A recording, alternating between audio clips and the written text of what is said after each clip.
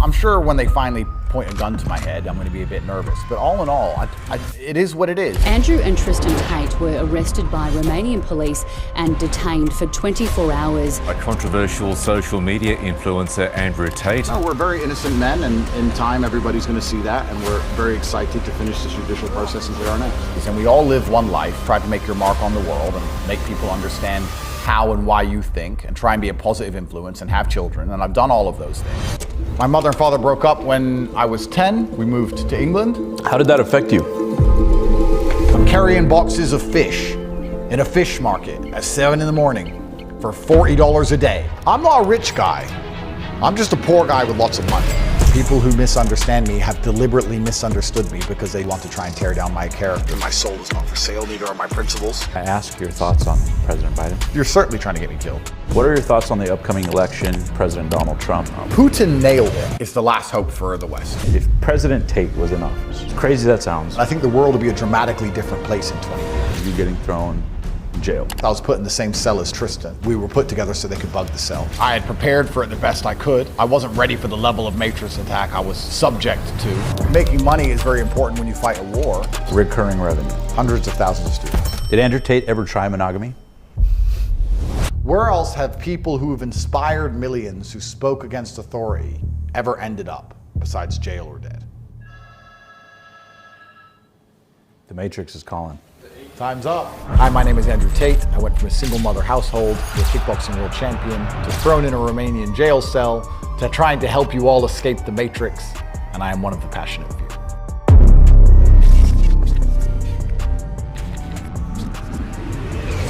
I really enjoyed the interview with Omar today. I think it's interesting when podcasts deep dive on certain subjects, but also I think it's interesting where they touch on lots of subjects and inspire people to do a deep dive themselves and see how the topics and the subjects apply to them specifically. I hope people enjoy it. Before we delve into this interview, you have to know that a few days after we filmed this, he was actually arrested again by Romanian officials facing UK extradition on new charges. He shares things he's never shared publicly before at great risk to him and his safety. So I want to encourage you guys to really pay attention to the very end because we talked about it all. Also, if you want exclusive access to the raw, uncensored, and unfiltered conversation of this two-part interview, you can have that 100% free by texting the word Tate to 323-919-8510, and you'll get instant access to it there. You can also check it out in the description down below to subscribe for email. And with no further ado, I want to encourage you guys to sit back, relax, enjoy this incredible interview that will blow your mind inside the soul of none other than Andrew Tate. Hey guys, welcome to this episode of the Passionate Few podcast. It's your host, Omar, and today we have the privilege in Romania to sit down with none other than the man, the myth, the legend himself, Andrew Tate. Thanks so much for being on the show today, Andrew. Good to meet you, sir. Oh man, appreciate you hosting us here in Romania and having us come to your beautiful country, and excited to get into this today. Yeah, I want to show you guys around. Romania's got a very bad reputation internationally in general, and also because of what they've done to me. But to be fair to the place, it's actually a very nice place. It's a very nice country. It's safe. By all the metrics you can measure a society by, it's pretty good, except for corruption.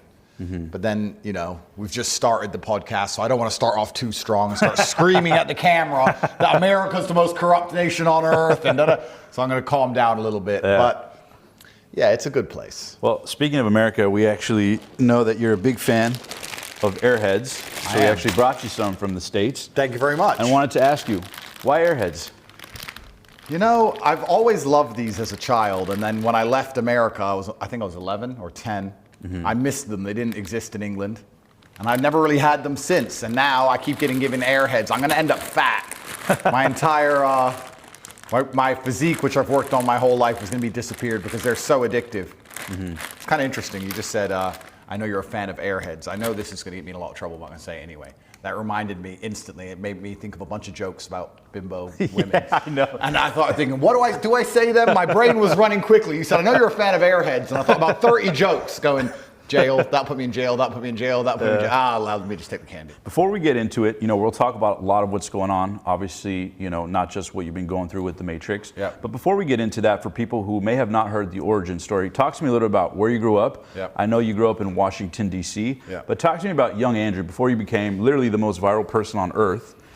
talk to me. What was young Andrew? Where did he grow up, and where did the formation for this ambition really begin for you as a kid? Yeah, that's a good question. I was born in D.C., and then we moved to Indiana. We lived just outside of Gary, Indiana.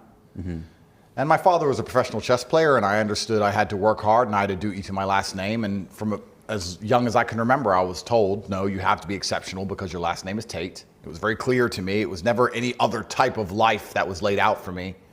I never expected to have any other easy life or never expected to have a normal life. My mother and father broke up when I was 10. We moved to England. How did that affect you?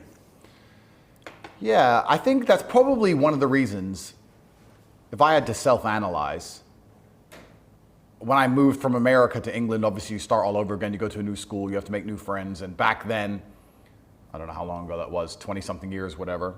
If you're American in England, it was slightly more unusual. Sure. And the kids would make fun of your accent or whatever, and you have to learn to stick up for yourself. You have to learn to fight and to be brave.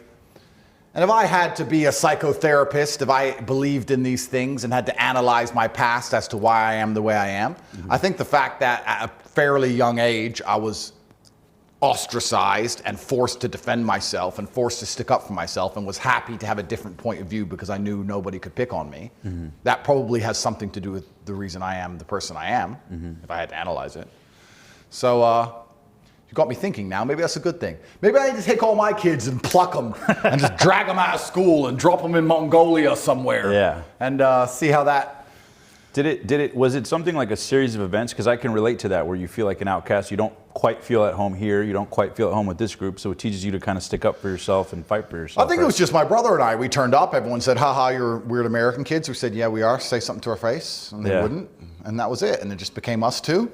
Against the world. Against the world. And, I don't think changed. Not much has changed. And I think that's the way it's supposed to be. It's very interesting when you understand the brutal dynamics of humanity and also the brutal dynamics of opinions in general. But unless you're prepared to defend your opinion, usually physically, especially outside of the internet world, you don't have an opinion at all. If you can't defend your ideas, if someone comes to you and says, I disagree with you, and you're afraid of that person, well, then you're not going to have any ideas different than what the Matrix wants you to hold. It takes a lot of bravery to stand up and say, I don't care, I know I'm right, despite the fact that the whole group or society or the consensus is saying this, because you're going to pay for that at some point. I know we live in a world now where physical confrontation and physical violence alone is not enough, but I still think it's intrinsic inside of the human condition. When you know that you are capable in that realm, you're more likely to stand up against the system. But you can't have an opinion if you don't defend it. If you can't defend it, if a guy comes up to you and says 2 + 2 is 5, and he can beat the shit out of you, I mean, maybe you'll end up a bloody pulp, or maybe you'll give up sooner, but sooner or later, 2 + 2 is going to equal 5. That's the reality of the world. So if you don't stand for something, you'll fall for anything. Yeah, absolutely. Absolutely, yeah. So I think, just to talk about the childhood thing, I understood from a young age I had to stick up for myself and defend my ideas, and my ideas were always different, and I was always an outcast, I guess, to a degree, and that certainly played a part later on in my life, because it's been very easy for me to look at the programming the Matrix is trying to push down my throat and just say no. Did you discuss a lot of philosophy with your dad growing up? Was he a confidant in that way? I know he's a chess master, but was he somebody you pitch and catch with, or was it mostly you and your brother that kind of pitch and catched a lot of these things early on? My dad had his own philosophies. I don't think, we definitely never read any philosophical books. We didn't study any old philosophers, but he'd say things now, which you can even still see his Twitter. If you want to see a philosopher, you can go through his Twitter now and see all of the things he was saying when he was still alive. Yeah. But I think life is actually pretty simple. There's action and reaction. There's cause and effect. There's brave people and there's cowards. A lot of people are self-interested. And if you understand the basis of these motivations, it's not difficult to work out why the world functions the way it does. And cause and effect and action and reaction are very real. And I think one of the largest plagues we have in the world today is a lack of action amongst people. And deciding not to act is an action in and of itself, right? And that's the only philosophy you need for life. If you want something to move, you have to move it. If you sit and wait for somebody else to move it, you're a coward. And you're just hoping it's going to happen. Period, absolutely. And that's why I don't understand when a lot of people who see where the world is going and see the future that's going to be laid out for their children kind of just hope and pray when they really need to be taking a more active role, even if it's as simple as discussing every subject with anyone who will listen and try to open their mind. Open minds, correct, yeah. Now, real quick, I want to touch base one more time. The young Andrew Tate, when he was coming up and having these sorts of thoughts, what were you like as you got into your teens? Were you a ladies' man? Did you have a girl break your heart, that first one? I'm sure the stories are famous. Everyone's had their heart broken by a girl, haven't they? Do you remember the first one? That really did it for you? Yeah, everyone's had their heart broken by a girl when they're a teenager. I can't say her name because I'm famous now and she isn't. So I can't make her famous or anything. But I think everyone's had their heart broken by a girl, and that's an important part of life. I'm sure every girl's had her heart broken by a man. I don't think it's gendered. I think that's just how the society functions. That's just how it goes. Well, the reason I ask too is because a lot of people that we've interviewed, a lot of high-level entrepreneurs, billionaires, a lot of people who've done big things, a lot of them had a chip on their shoulder early on. Even Will Smith talks about the fact that he wouldn't have been the biggest actor in the world if that first girl didn't break his heart, because he swore to himself. I think his current girl's breaking his heart. I don't think he was worried about the first one. He's worried about the one he's with now. Bro, chip on his shoulder, he needs to get it back. Jesus. But was there ever anything like that for you? Like something when you were young, you're like, man, I'm going to prove to the world. Like what started that fire inside early on? Or did it kind of just develop through time and get hotter and hotter? Well, I think everybody has a fire inside of them, but it's pacified. It's deliberately extinguished by society because one, the Matrix wants you docile, which is the first thing. And second thing is people live lives of comfort. A lot of people, I think all men are born with a masculine desire to conquer Earth. And I think you're only going to be happy if you're conquering. But if you're living a semi-comfortable life and your mother is nice to you and you're not under any pressure and the Matrix is telling you it's fine to just be average, well, then you're going to be sitting there being average. I was never comforted. I was never given an easy life. I never had anyone in my life who was saying, don't worry, Andrew, it's okay to just be this guy. I was told the opposite all the time. I don't know if the fire inside of me is any bigger than it is inside of every other man. And I think that every man at home watching this, if they don't have the things they want in life, should feel a degree of resentment towards themselves or disappointment, understanding that they have the same desire and drive that I have. They just allowed themselves to be psyoped out of it. They've allowed the Matrix or whoever to convince them it's okay to not be the man they could be. And I never allowed anybody to do that to me. I've had a lot of people try. I've had girlfriends say, Andrew, you're rich enough, and why are you going to jail, and why all this stress? Why can't we just relax, just be quiet, just, you know, and my mom has said it, women usually, because they protect, that's how a woman will protect you, right? A man will die beside you. A woman can only protect you by trying to convince you out of going to war in the first place. And I could sit here and listen to them and say, I've done enough and I'm rich enough and blah, blah, blah. But then I wouldn't be me. Absolutely. You know, so, and I think that people fall for that trap early on in life. There's many stages of life. You can be 5 years old and your mother doesn't want you to go boxing because you might get hit, and the dad might be like, yeah, I guess. A lot of it is feminine energy. And then another huge part of it is the Matrix-led propaganda, because they don't like masculine imperatives because it defends the society, which they're trying to destroy. But I lived in a household where my father was in charge and my mother wasn't allowed to baby us, and we were always pushed to be the same way. Has Andrew Tate ever had a job? Yeah, I've had jobs. What were your first jobs? Walk people down that lane. I'm not a rich guy. I'm just a poor guy with lots of money. I am, no, but I mean that. I've had jobs. I started off my first job, I was carrying boxes of fish. How old were you? 15. 50. That was your first job? Yeah, they were like 25 kilo boxes of fish with ice in them, and I was carrying them from 7 a.m. till 5 p.m. at a fish market. That was my first job. I've worked in sales. I was an IT technician at my school. No way. Yeah, I've done loads of things. I've done loads of jobs. Andrew Tate was on sales calls? Yeah, absolutely, yeah. I've done loads of different jobs. And I'm very glad I grew up in the real world, because I think that there's no light without dark. And if you're born rich or you're born privileged, you're going to have a particularly unique experience of misery, because you're not going to be truly happy. You're not going to understand why. And no one's going to ever feel sorry for you or understand it, because, of course, you're from a privileged background. You're living this great life. But you need to have had bad things happen to you for you to appreciate any of the good things you're ever going to have. So, in fact, when my brother and I talk, often we talk about the stories from the bad days. Our best stories, our happiest memories are when we were completely broke.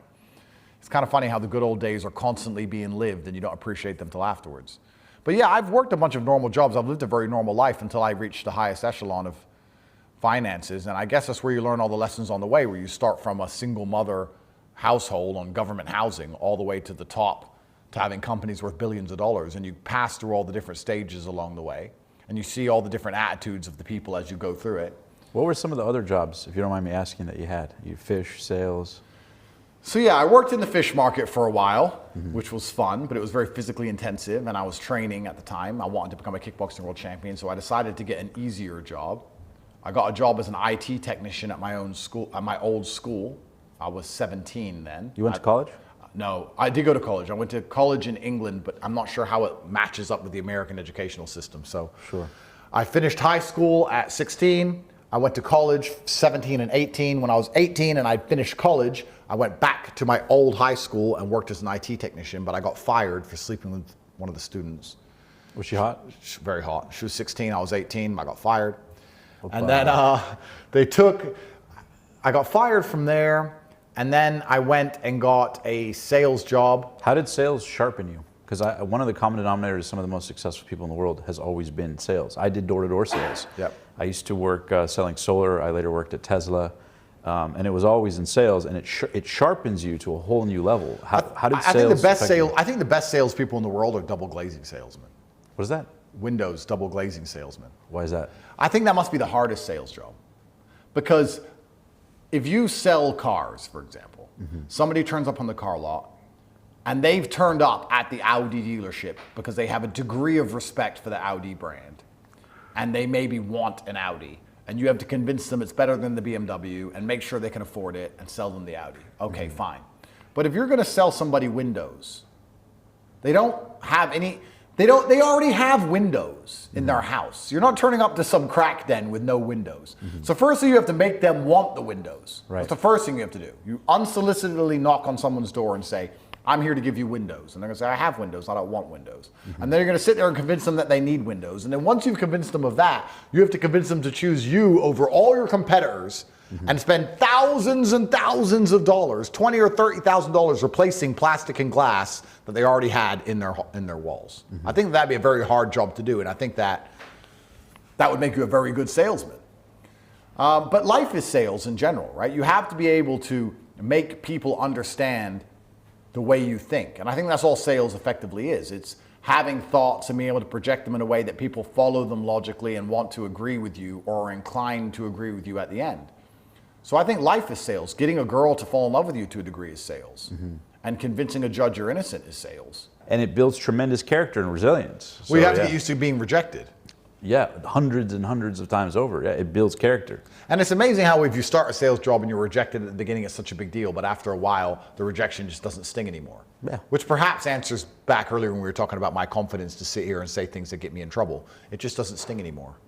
Did you? This will come out and the BBC will type up something about what I said and how bad of a person I am, and I won't care. It just doesn't matter anymore. So I'm that guy now. I just keep knocking at the door of fate. I keep knocking at the door waiting for them to eventually grab me and throw me in the cell. So we'll see how it goes. Switching gears a little bit, let's talk about your desire to grow on social media. Yeah. How much of it was to grow the business through e-commerce and online with infinite scale versus get your message to the world? I'm sure it was a little bit of the two, but when you were sitting there planning your social media 3-step plan of attack, what was the primary motive for you? So the primary motive is that COVID pissed me off. COVID annoyed me.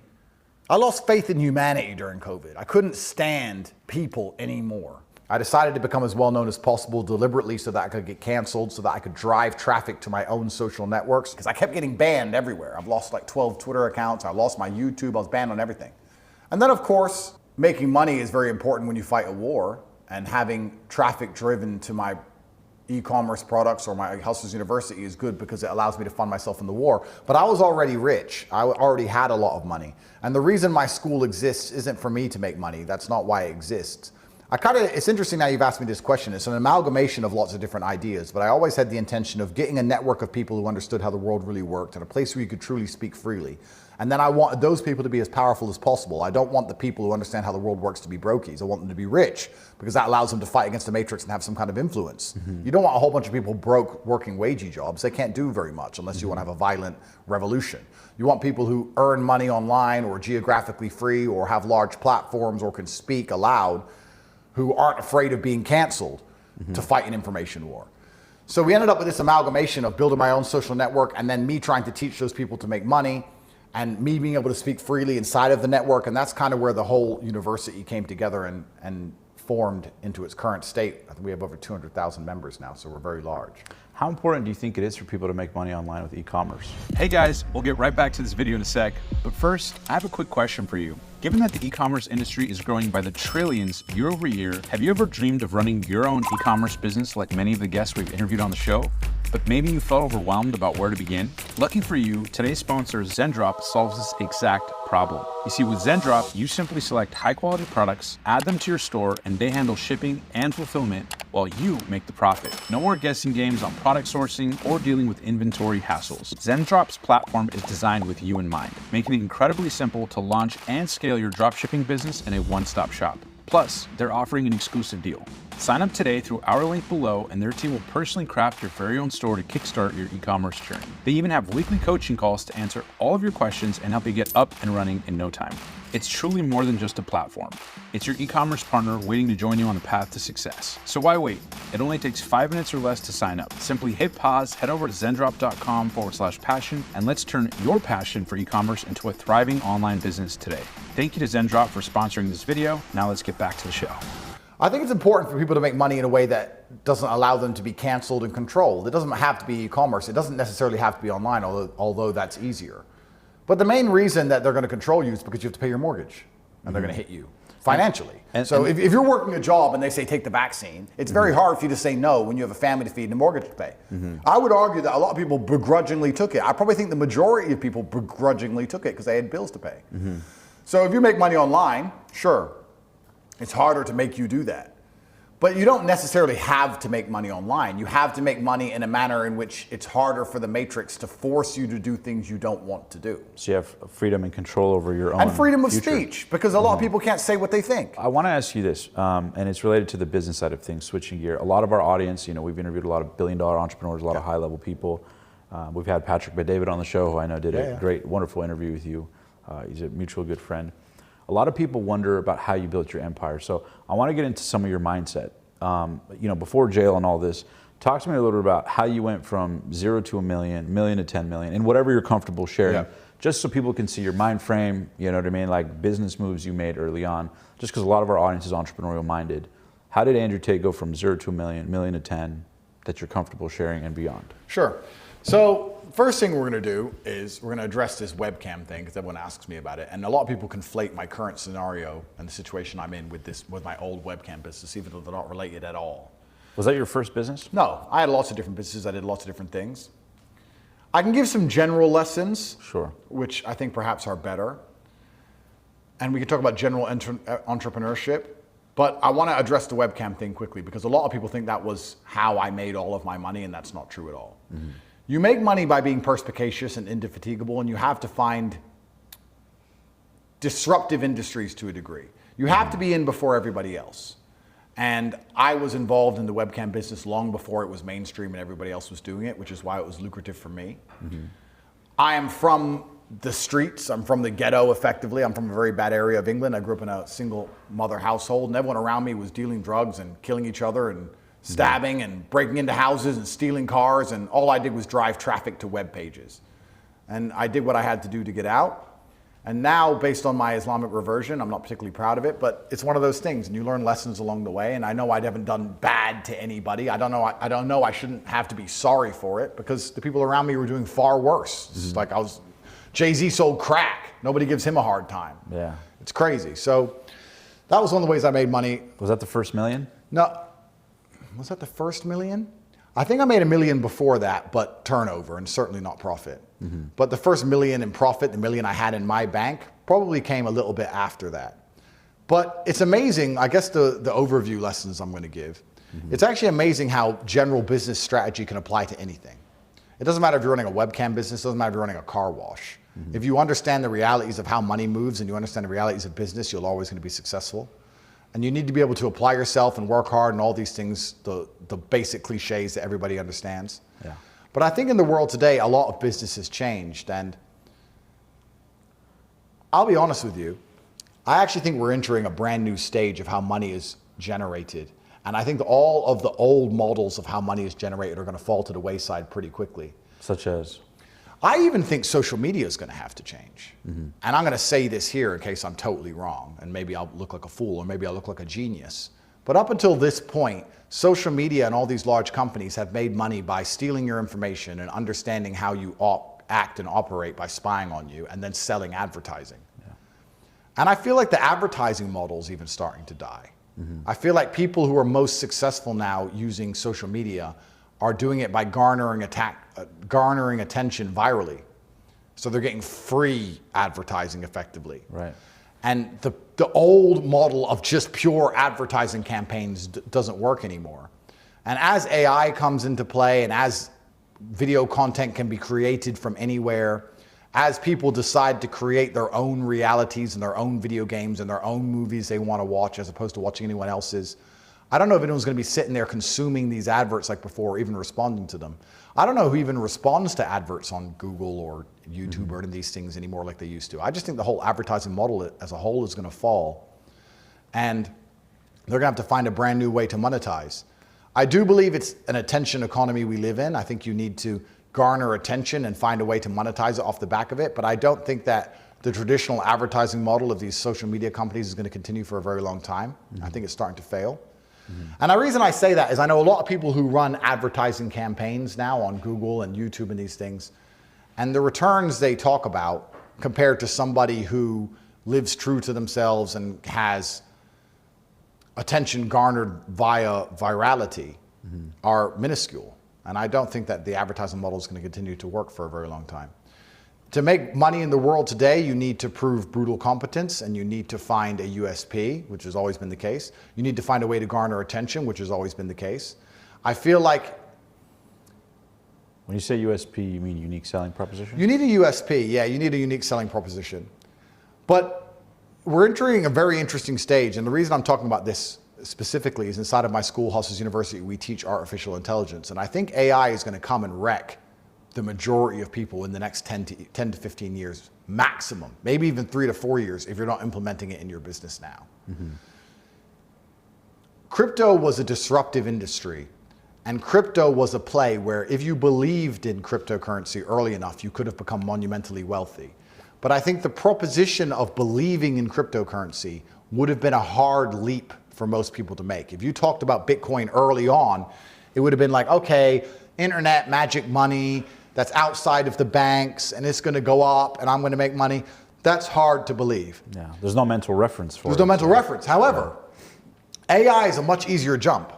I think most people at home understand that AI is coming here, and it's going to be here to stay, and it's going to change every single facet of how our world operates. Right. And you'd be a fool to not believe those things.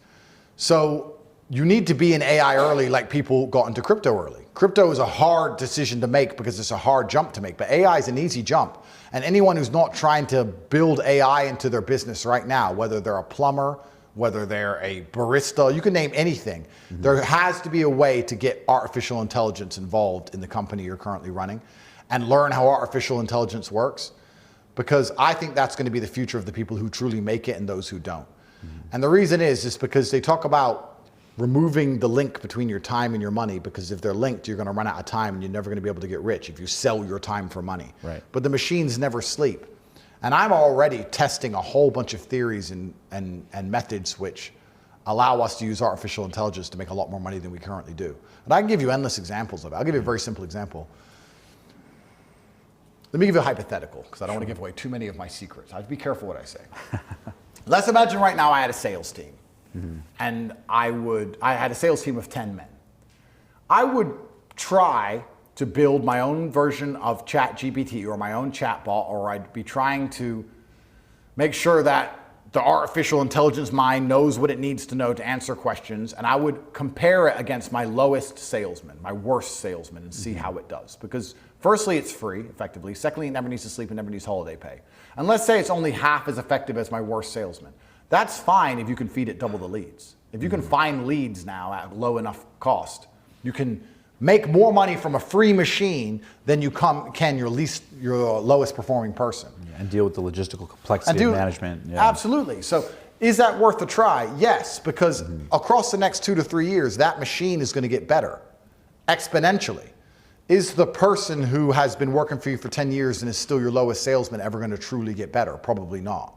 And I think getting in early and being involved in this disruptive industry at a point now where it's not mainstream is going to be the difference between the companies that survive into the future and those that don't. Because just like Bitcoin, when everybody starts doing it, a lot of the opportunity is going to disappear.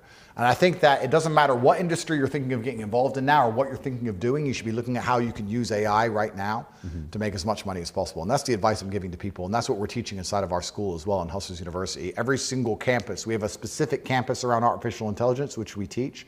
And every other campus, all the other money-making methods, we also teach how to integrate AI with them. Because I think the future is actually going to be people who can't make any money at all, and then people who know how to make the machines make money for them. That's where I think we're going to end up. Perhaps that's the future I'm betting on. And if I'm wrong, I've already got enough money, so we'll see. Sam Altman from ChatGPT talks about he believes that there'll be billion-dollar companies that are 1, 2, 3-person led companies because of the power of AI. Let me ask you this. How important do you think building a personal brand is in 2024, 2025, and beyond to growing a business? It's credibility, which is one of the most important things. It's authenticity, which is one of the most important things. It comes with a lot of heat and a lot of smoke, which I don't think many people are prepared for. And it depends what you're selling. I mean, a personal brand is exactly that, a personal brand. If you have a company, then your company has a brand ethos. So you have to, what's the point of a brand in the first place? The point of a brand in the first place is credibility and relatability and authenticity. And trust. And trust. So it has to be done at some regard, at some level. You can decide if you want to hide behind a company to protect your personal life, or if you can be the face of your company yourself and suffer. There's advantages and disadvantages to both. Your personal life suffers when you're a personal brand. True. But especially when you're Andrew Tate. well, yeah, in my particular case, but then also there's been massive and monumental benefits. There are some good things about it. Right. So it depends what you want to do and what industry you want to get involved in. A lot of people ask me about personal branding and come and say, should I do a personal brand? And I'd often argue that it doesn't matter if you should or not. Firstly, can you? Can you do a personal brand? And what are you reverse engineering or what are you optimizing for? You know what I mean? Well, yeah, but I mean, can you do a personal brand? What about you as a person is going to get people vested in you? And if you actually go down the rabbit hole and analyze it, you're going to realize that unless you've suffered and had a difficult life and have a bunch of interesting stories and war stories and all the things we're talking about, all the bad things, you're going to suffer to build a personal brand anyway. If you're born into a rich family and your life goes well and everything's fine and now you have a bunch of money and you try and start a personal brand based on the fact that you have money, nobody's going to care. Nobody's interested in all the good things that have happened to you, and nobody's interested in how nice your life is. Nobody cares. Maybe if you show enough money, you can get some temporary interest, but not for long. The only people who can build a brand off having a perfect life are women. Look, I'm beautiful. Look, I'm in Louis Vuitton. Look, I'm skiing. Chicks can do that because they're physically attractive. Men can't. All the men you can name with truly strong personal brands have very interesting stories, and interesting stories usually involve danger, risk, pain, suffering. Those are the things. Triumph, overcoming. Triumph over, oh, yeah, exactly. So if you say, oh, should I build a personal brand? Well, can you? And if you can, then perhaps you should consider it. But if you can't, then you have to sit and say, well, how could I? And the only way you could is to suffer. Are you prepared to suffer in the real world, not on the internet, not pretending to suffer on Twitter? Are you prepared to suffer in the real world, the genuine consequence and the genuine risk that it's going to take for you to be interesting enough for people to sit and want to listen to you, for you to have a strong personal brand? That's the actual question. True. When people say about personal branding. Because Batman's personal brand is kicking everyone's ass, and he only did that because his parents got killed. So you have to decide, do you want to have would you choose to have your parents killed to be Batman? At that level. So, because I think a lot of personal branding, especially at the beginning of personal branding, you could buy a fast car and that was it. You could rent a car and talk some shit. But everyone's bored of that now. Right. I kind of feel like I've raised the bar and kind of ruined it for everyone. It's kind of 1,000,000%. It's kind of hard now to be interesting. To yeah, but did they throw you in a dungeon in Romania? No, boring. Boring. Do you have a Bugatti? 59 cars. I kind of ruined it. Yeah, do you have a Bugatti? Lambo broke. Yeah. No, but the reason I ask is because we have a big part of our audience. We have a newsletter. We have a school community, and we teach different parts of personal branding. So I'm curious if you have any tips. Obviously, no one's going to have that. Yeah, there's my tips for you. Go suffer. And share those stories in an empowering way with people. Go suffer and tell people all the lessons you learned along the way, and people will respect you knowing that you've been through something which is difficult. Respect has always lied on the other side of fear. It still does right now. The reason we all watch the big boxing match and have so much respect for the men who get in there is because it's scary to do. And even if you don't cerebrally sit and think, I would be scared to fight in Madison Square Gardens in front of all these people, well then go sign up for a fight and you'll learn very quickly that you are scared, because now you've even just started training for it. You're nowhere near the event and you're nervous all the time and you don't want to do it because it's terrifying. Respect lies on the other side of fear. So people are going to respect you if you do things that they'd be scared to do themselves. Yeah. And then they're going to say, well, I don't want to go through that because that sounds scary. That sounds terrible. Let me at least try and get the lessons from it. And he's gone through it, so I can learn from his experience, or I can learn from his mistake. I think as AI, we're talking about them replacing salesmen. Well, AI could replace a lot of personal brands too now. ChatGPT is pretty good. Some people are so basic and so vaporous and so thin that ChatGPT could talk the same kind of garbage they talk. Unless you have some suffering to anchor to, how can you have any kind of personal brand at all? Yeah, and maybe I'm just talking from my own experience because my brand is built on pain and suffering, and maybe I'm trying to cope my way for having all the bad things happen to me that have happened to me. But if I didn't have them all, I don't know what I'd talk about. Would people listen? Would people care? But what would I talk about? I have a fast car? Okay, I have a fast car. But the coolest thing about me having a fast car is that I grew up with absolutely nothing. The coolest thing about me having a fast car is that they tried to take it off me and threw me in a dungeon. The coolest thing about me having a fast car is when I'm gonna get back in it after they failed to seize it off me when I was on an Interpol red notice for garbage. That's the cool part of it. Yeah. Without the dark, there's no light. Yeah. There's no appreciation for the light. It's interesting. It's like, kind of like, we're working on getting Dana White on the podcast, Conor McGregor on the podcast. And so many people love Conor's story because it's classic. He was a plumber in Ireland. Yep. And he came from very humble beginnings, dirt poor, was trying to figure out how to make it work. And now the story is, people champion him because they see versions of themselves in him, right? In their low situation, their low challenge. Yeah. And then today, he's, obviously been the biggest thing ever. Yeah. What are your thoughts on Conor McGregor? I like Conor. Have you ever talked to him or connected with him? Yeah, I have to be careful who I say I know, but Gotcha. I've yet to meet him in person. But I like Conor. I have respect for anybody who stands up for what they believe in. And truthfully, even if you disagree with me on every single subject, if you stand up for what you believe in and you act remotely honorably, I have respect for you as a person. And it takes a lot of different types of people to keep the world functioning. I don't like snakery, and I don't like deception, and I don't like dishonesty. But I feel like Conor, I'm sure we don't agree on everything. I feel like he's an honest person. He probably says what he means and means what he says. And that's enough for me to get my base respect as a man. Yeah. And he has another fight coming up soon. We'll see how that goes. Yeah. Maybe, who knows? Maybe after we'll organize a little round table, me, you, and Conor. Wouldn't that would be a very interesting conversation. We'll see how that one goes. I'll work on it. But yeah, you're right. His affinity was with the common man because he comes from a common place, as do I. But I feel like if you're trying to build a personal brand, I think people now are looking for, I think the internet landscape is also changing because I don't think people are looking to be just entertained anymore. 3 or 4 years ago, even 5 years ago, you could be entertaining and people cared. Right. Because life wasn't perhaps as difficult as it was. Inflation wasn't so high, whatever you want to call it. But they just watch a show and go, okay, he's being a clown, I'm entertained, fine. I think people are looking for answers now. I think people are looking for solutions. And they're only going to believe and trust in the answers you give them if you've tried and tested them, which requires suffering. I think that the internet landscape is changing. People aren't so interested in watching people just have fun anymore. Yeah. People aren't so interested in watching these idiots just put on makeup anymore. Now they want a solution for their problem because their rent is due and it must be paid. Well, how do we find a person we can trust and why can we trust him? Yeah. And the easiest answer is, well, because I've been through X, Y, and Z. Yeah. That's how you prove you can be trusted. How do you prove you have discipline? Run a marathon. Then you can prove you have discipline. So for all the people who listen to your newsletter who want a personal brand, okay, go do something extremely difficult and tell them about it and tell them what you learned and prove you did it, and then do something else and continue to compound all those difficult things in your life until you become a better version of yourself, which makes you more competent, which also amplifies your success, and everything works together, and before you know it, you have a huge personal brand. But if you don't suffer, if you don't go through pain, I don't know how you're even gonna have one anymore. Well said, well said. Now, what industries would Andrew Tate get into? Obviously, if you didn't have the heat of the universe and the matrix on you, and you were the average common man trying to come up in present day, imagine you're in your, whatever, 20s, 30s, 40s, restarting, what industries would you look at as the biggest opportunity in 2024, 2025, and beyond? Yeah, I think that...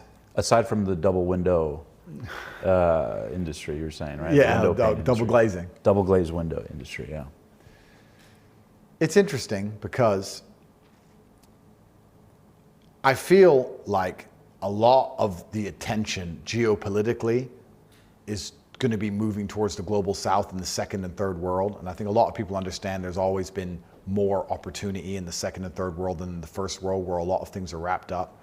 I think the internet is giving a lot of access to these places that perhaps didn't exist before. Absolutely. I think artificial intelligence involved in these places is also going to be extremely important. I feel like selling information or being the barrier to information is a fantastic way to get wealthy in the world today. There's a lot of people who want things explained to them in a very concise, very quick, very compendious way. Right. And if you can take information which is perhaps freely available that takes an hour to explain and explain it in 30 seconds or less, you're going to find a way to monetize that. Right. Especially if you can draw attention to yourself and make it clear how much time you can save people. Right. Especially if you could use artificial intelligence to get that 30 seconds down to 25 seconds. Right. There's actually endless opportunity if you're prepared to work. I don't think that the problem is a lack of opportunity, and I don't really even truly believe in saturated markets. I still think that a lot of people will look at a lot of internet businesses and go, oh, it's saturated. Let's take something that people have been doing for a while. Copywriting. Copywriting, everyone's been trying to copyright, everyone's done it. Well, I would argue that there's a bunch of people right now making money from copywriting as we speak, who are idiots and who are lazy. And they're still making money. So there's no such thing as a saturated market, because there's always a huge subsect of that market which are very easy to outcompete if you try your best. And they're living from it, which means you could take most of their business. There's always a bottom percentile. Yeah. So I think that you should be looking to,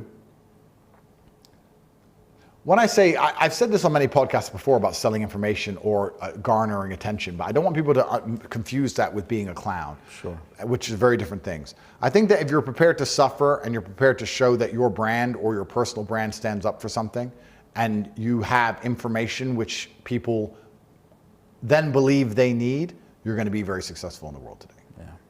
And I love that you bring up not only AI, but second and third world countries, because geo arbitrage is something very huge, right? Yeah. For example, I'm a partner in a recruiting company called A1, and we help people get people on their teams at a much more cost-effective price compared to a lot of the labor in the U.S. So people overseas, whether salespeople, admin assistants, customer support, right? There's a reason these billion-dollar companies are doing it, because they see the value in it. Where do you see the labor force of second and third world countries, and using that to grow the business? What are your personal thoughts on that? My personal thoughts are, I don't know how people in the first world aren't extremely concerned.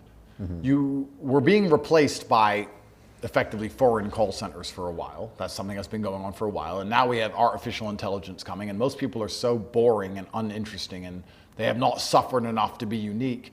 Therefore, they're going to soon be replaced by a free chatbot. Right. It's a free chatbot that could already replace a large subsect of the population as we stand right now. Imagine we're going to be in 2 or 3 years from now. I think the average person in the Western world hasn't woken up and realized that everything's becoming more expensive and your currency's inflated and there's no chance that anyone's going to fix it for you, and they're out to replace you, people from the second and third world who will work harder than you for less money. Do a and great job. And do a great Excellent job. English, yeah. Absolutely. And the robots are coming and they're going to replace you for even less than the second worlders want. And you're sitting there thinking you don't have to be exceptional and you don't have to learn to think outside the box and you don't have to suffer in any way to become a unique person, and you're just going to somehow, pay your bills? No, you're not. You're going to get destroyed. Hey guys, real quick, do you agree with what Andrew and I are saying here about the power of hiring second and third world talent to grow your business and buy back your time? If you're a business owner, you know that one of the biggest challenges is finding good quality, hardworking talent you can trust. Fortunately, there's a solution. A1jobs.com. A1 is a global talent company that specializes in recruiting the best of the best when it comes to finding, sourcing, vetting, and placing key hires inside of your business, whether it be admin, customer service, sales support, lead generation, CRM management, marketing, social media, and everything in between. And they offer a 100% satisfaction guarantee. Want to find out more? Check the link in the description below and apply to book a free call with the A1 team now. You can also go to a1jobs.com to learn more. Thanks to A1 for sponsoring this video, and now let's get back to the show. Destruction's coming for you, and then you're going to become a useless person because you're not going to have a job that you're prepared to do at the price that people are prepared to pay. And once you become a useless person, you have to sit and go further down the rabbit hole of history and see what's happened to all the people of Earth that were useless. What happened to all the people who had dreams and aspirations and expectations, and they were no good to those in power. Because I can tell you. Yeah, work that one out. You're going to see very quickly that you're not going to exist for very long. It's and bro, when I saw that Sora AI thing, this is to all the cameramen in the room, including my guy. I saw that Sora AI thing. I was like, bro, even camera guys are going to be gone soon. Hollywood's gone, actors are gone, script writers are gone. Right. Everyone's going to lose their job. Everyone. You have to be sitting there, and I don't know if the average cameraman is sitting saying, they're going to replace me with this. Maybe not now, maybe not in a year, but certainly in 2. They're going to be able to ask a robot for the thing I would take months to film, and the robot's going to spit it out instantly. So how do I, A, integrate this with my skills so that when they want to use the robot, instead of asking the robot directly, they ask me because they can get a better result via me? How do I use AI along with my camera skills so I can continue to retain my job? Or 2, how do I diversify? What can I do that this robot can't do currently, or I don't believe it will be able to do into the future? But the average camera guy doesn't give a shit. Oh, camera guy, Sora, yeah, that's cool. Do-do-do, do-do-do-do, off the cliff. Yeah. Oh, I didn't see it coming. How did this happen to me? Why am I unemployed? You're a useless eater now. Enjoy the concentration camp. That's what's going to happen. So you have to be paying attention and thinking worst case scenario. They're coming for absolutely everybody and everything. And a lot of these personal brands, unless they're built on the back of a whole ton of suffering, I think they're going to suffer also. I don't know how they're going to have a personal brand based on just talking motivational quotes. Yeah. I haven't even done this. Someone should go to ChatGPT and say something philosophical and motivational, which inspires me. And I guarantee you can start reading things and go, crap, that's pretty good. Yeah, oh no, that's pretty good. It'll be scary to read. Yeah.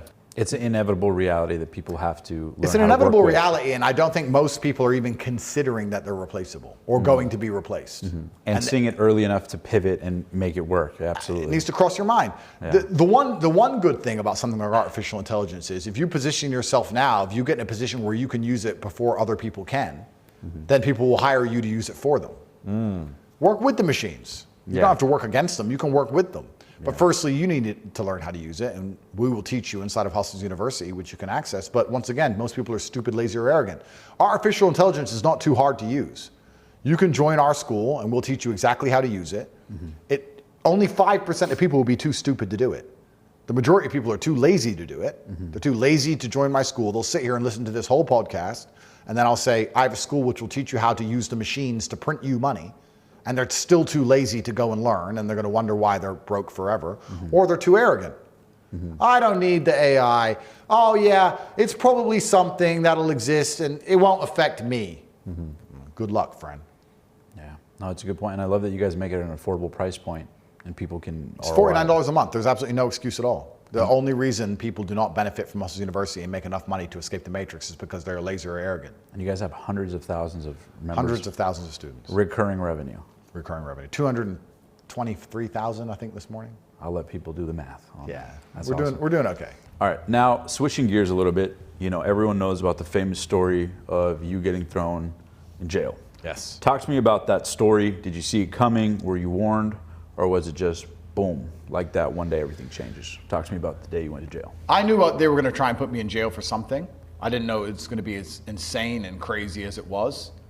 I had prepared for it the best I could, but I wasn't ready for the level of matrix attack I was subject to. I was hit with an Interpol red warning. Like I was hit with #1 terrorist level attack, which was very interesting. But yes, I was in Dubai.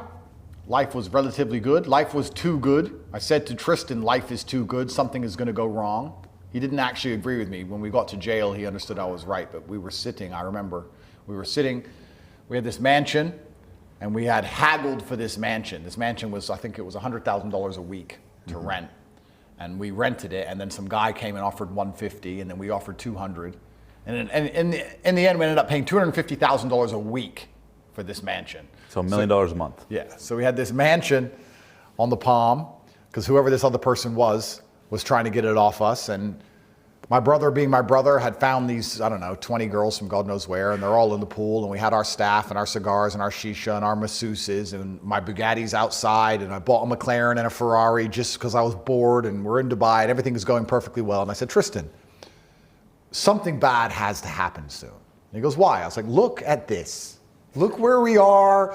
Who are these girls? What are their names? Like, everything is too good. Yeah. Something has to go wrong. That's just how life works. He's like, what could it be? I was like, well, what's the worst case scenario? And the worst case scenario is that one of us dies or gets in trouble. So we agreed. It's like, okay, for the next 6 months or so, we don't go anywhere alone. You go bathroom, I go bathroom. You go restaurant, I go restaurant. We roll as a team permanently. We're like, okay, good. Ride or die. Ride or die. So we had decided something bad was going to happen. And I had already told many podcasts before that and made it clear that you get 3 chances and the second chance is put you in jail. And I was like, they're going to try and put us in jail. But how can they do it? I don't take drugs. At this point, I stopped drinking. Had you ever taken drugs? Never in my life. I've never tried a drug in my life. Never even tried weed. Never. No interest. I know some idiot's going to sit and say caffeine and nicotine are drugs. Correct, technically. But I've never tried any illegal substance in my life. Never tried steroids, none of them. So I've never tried drugs. I've always been... No test. Nothing. I've always been firmly anti-drugs. Maybe Why? It's a good question. Maybe it was the DARE officer. I don't know what it is, but... I don't know. I've always been super anti-drugs. I just felt like if I try the drug and I like it, I now want the drug, right, which has to be bad for my life. Right. And if I try the drug and I don't like it, I'll wish I never tried the drug, so why try it? So I just never tried it. Plus, I was a professional athlete for so long. And when you get to a certain age, having never done drugs, I got to 31 or 32 and I'd retired and I'd never tried drugs. Do I really need to start now?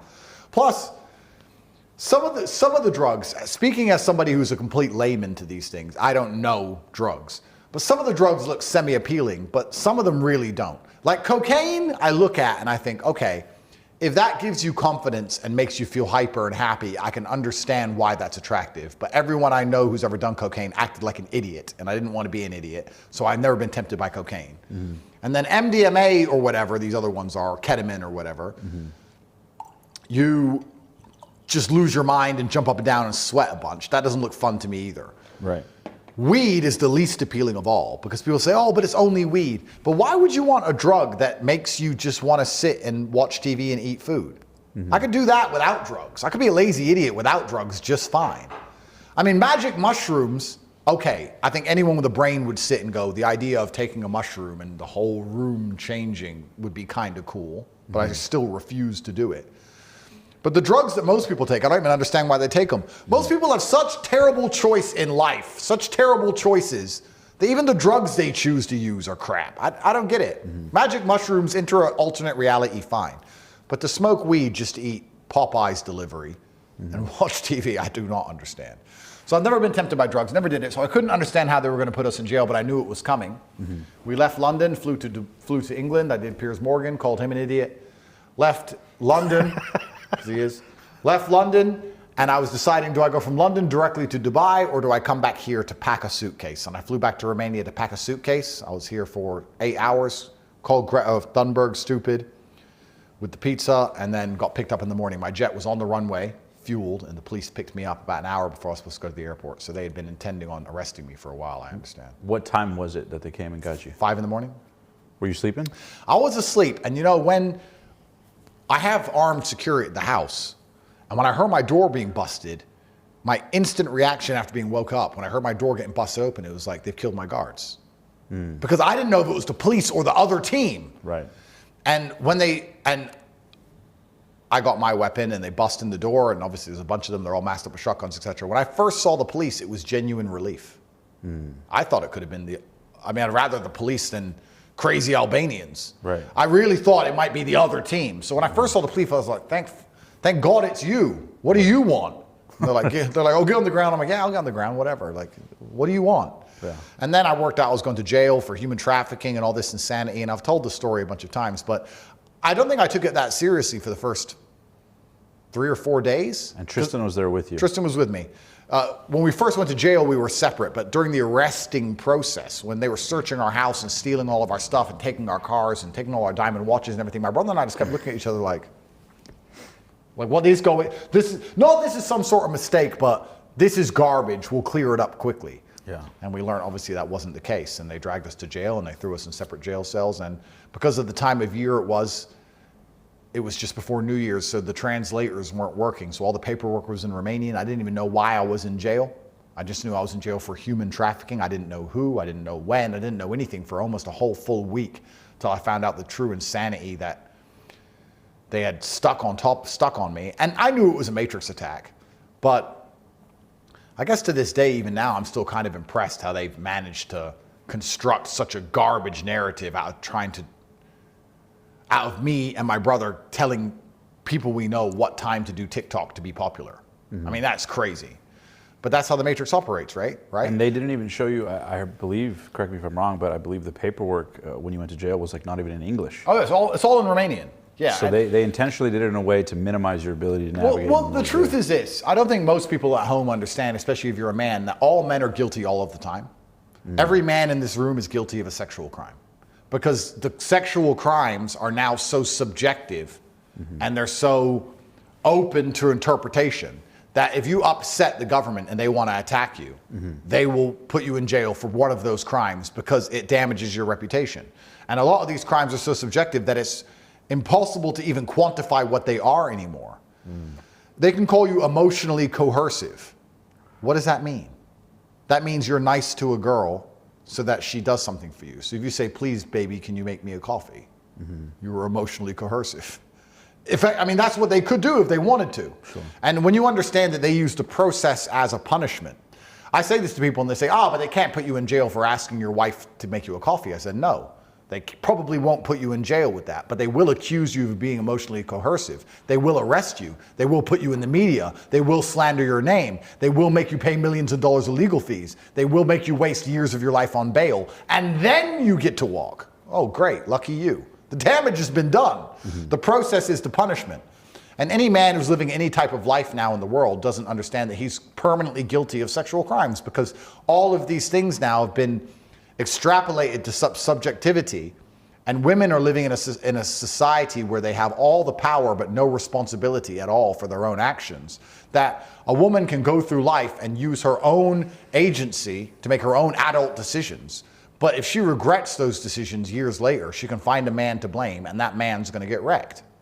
You see it endlessly. Mia Khalifa did porn, had sex with hundreds of men, made a bunch of money, and now that she regrets doing porn, she blames her manager for tricking her into doing porn. And now it's a man's fault somehow. And that's the world we live in. So, but I'll be honest, I'm a little bit mad at myself for not seeing it coming, because before they hit me with this Matrix attack, I really did consider, understanding they're going to try and put me in jail, that they're going to try and attack me with sexual crimes of some sort, but I couldn't work out how they were going to do it. Right. And then they made up the absolute garbage they did. Their intention was to put me in jail, drum up a real case, knowing that their initial case was garbage, and they failed to do that. They called 2,000 women who knew me, and none of them said anything bad about me, and it's all failed, and they're forced to proceed with their first initial accusation, is that I told girls what hours to do TikTok. And here we are in the middle of the judicial process with it being thrown away little by little. But the process is to punishment. I've still been in jail for 3 entire months in a Romanian dungeon. I was still locked in my house for 5 months. I still haven't seen my cars or my diamonds or my gold or my bank accounts ever since. How many cars did they seize? 16, I think, which is upsetting because it's almost 20% of my collection. Very upsetting. Upsetting. How many cars total? I have 59 now. 59. 50. No, sorry. I had 16, and now I have none. Let me get that correct for the cameras. But yeah, so the process itself is the punishment. You still spend millions and millions of dollars in legal fees. Right. They don't care. They don't care if you're innocent or guilty. They have no interest in that. Their goal is to teach you a lesson and to punish you. I think anyone at home who doesn't agree with the following statement is an idiot. If I wasn't so monumentally famous, this wouldn't have happened to me. This is a simple statement. If I wasn't so well known, there is 0% chance the Romanian state would have tried to make an example of me via proxy by putting me in jail for telling people what time to do TikTok. They did it because I am famous, proving in and of itself that it's not about law and order, it's about damaging my influence because it's a Matrix attack. That's all it's about. And anyone who thinks that the judicial system at the highest levels has anything to do with justice is again a fool, because it isn't. It's about damaging influence, and it's a big theater show. I think there's another really famous person who's going through a bunch of garbage legal cases right now. What's his name? He was president or something. Can't remember. But he's being hit with endless garbage, and they're just wrecking him time and time again. Is that about law? Right before the election, too. Yeah, interesting. Is that about law? Is that about what's right and wrong? No, it's about damaging a person's influence. The judicial system is a weapon. The goal of a judicial system is to preserve a degree of sanctity amongst the populace and to make sure that certain narratives are enforced amongst the population. So the whole point of a judicial system is that people wake up underneath that system and feel safe or believe in the government or don't act completely crazy because of the law and order. So by extension, if you have people at the top who are disrupting the narrative and causing disruption to the population by making people think things they're not supposed to think or say things they're not supposed to say, it is the job of the legal system to stop those people, right? For the same reason you wouldn't allow somebody to start a cult which had heinous intentions, you don't want an influential person to stand up and talk against your narratives which you're trying to instill to poison the minds of the children of the people who live inside of your country. Now, I know what they're doing is evil. We're not talking about right and wrong here. We're talking about the goal of the legal system. The goal of the legal system is to preserve the government's control and society's functioning. That's the whole point of it. So if they're trying to do evil things and I'm talking against it, even though I'm in the right, it is the legal system's job to deal with me. That's the whole point of the legal system. To make people, the legal system is supposed to make you act how they want you to act. Don't speed, don't kill. Cool, we all agree with those two. We don't agree with the don't talk, don't think part.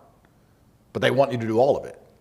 And if you don't, you're punished with the legal system. So anyone who sits and says, oh, it's about law, is a fool, because that's not what it's about at the top. It's about damaging your influence, because if you have a massive amount of influence, you're a threat to them. You're a threat to their narratives. You're a threat to the information war. And that's what we're living in. We're living in an information war.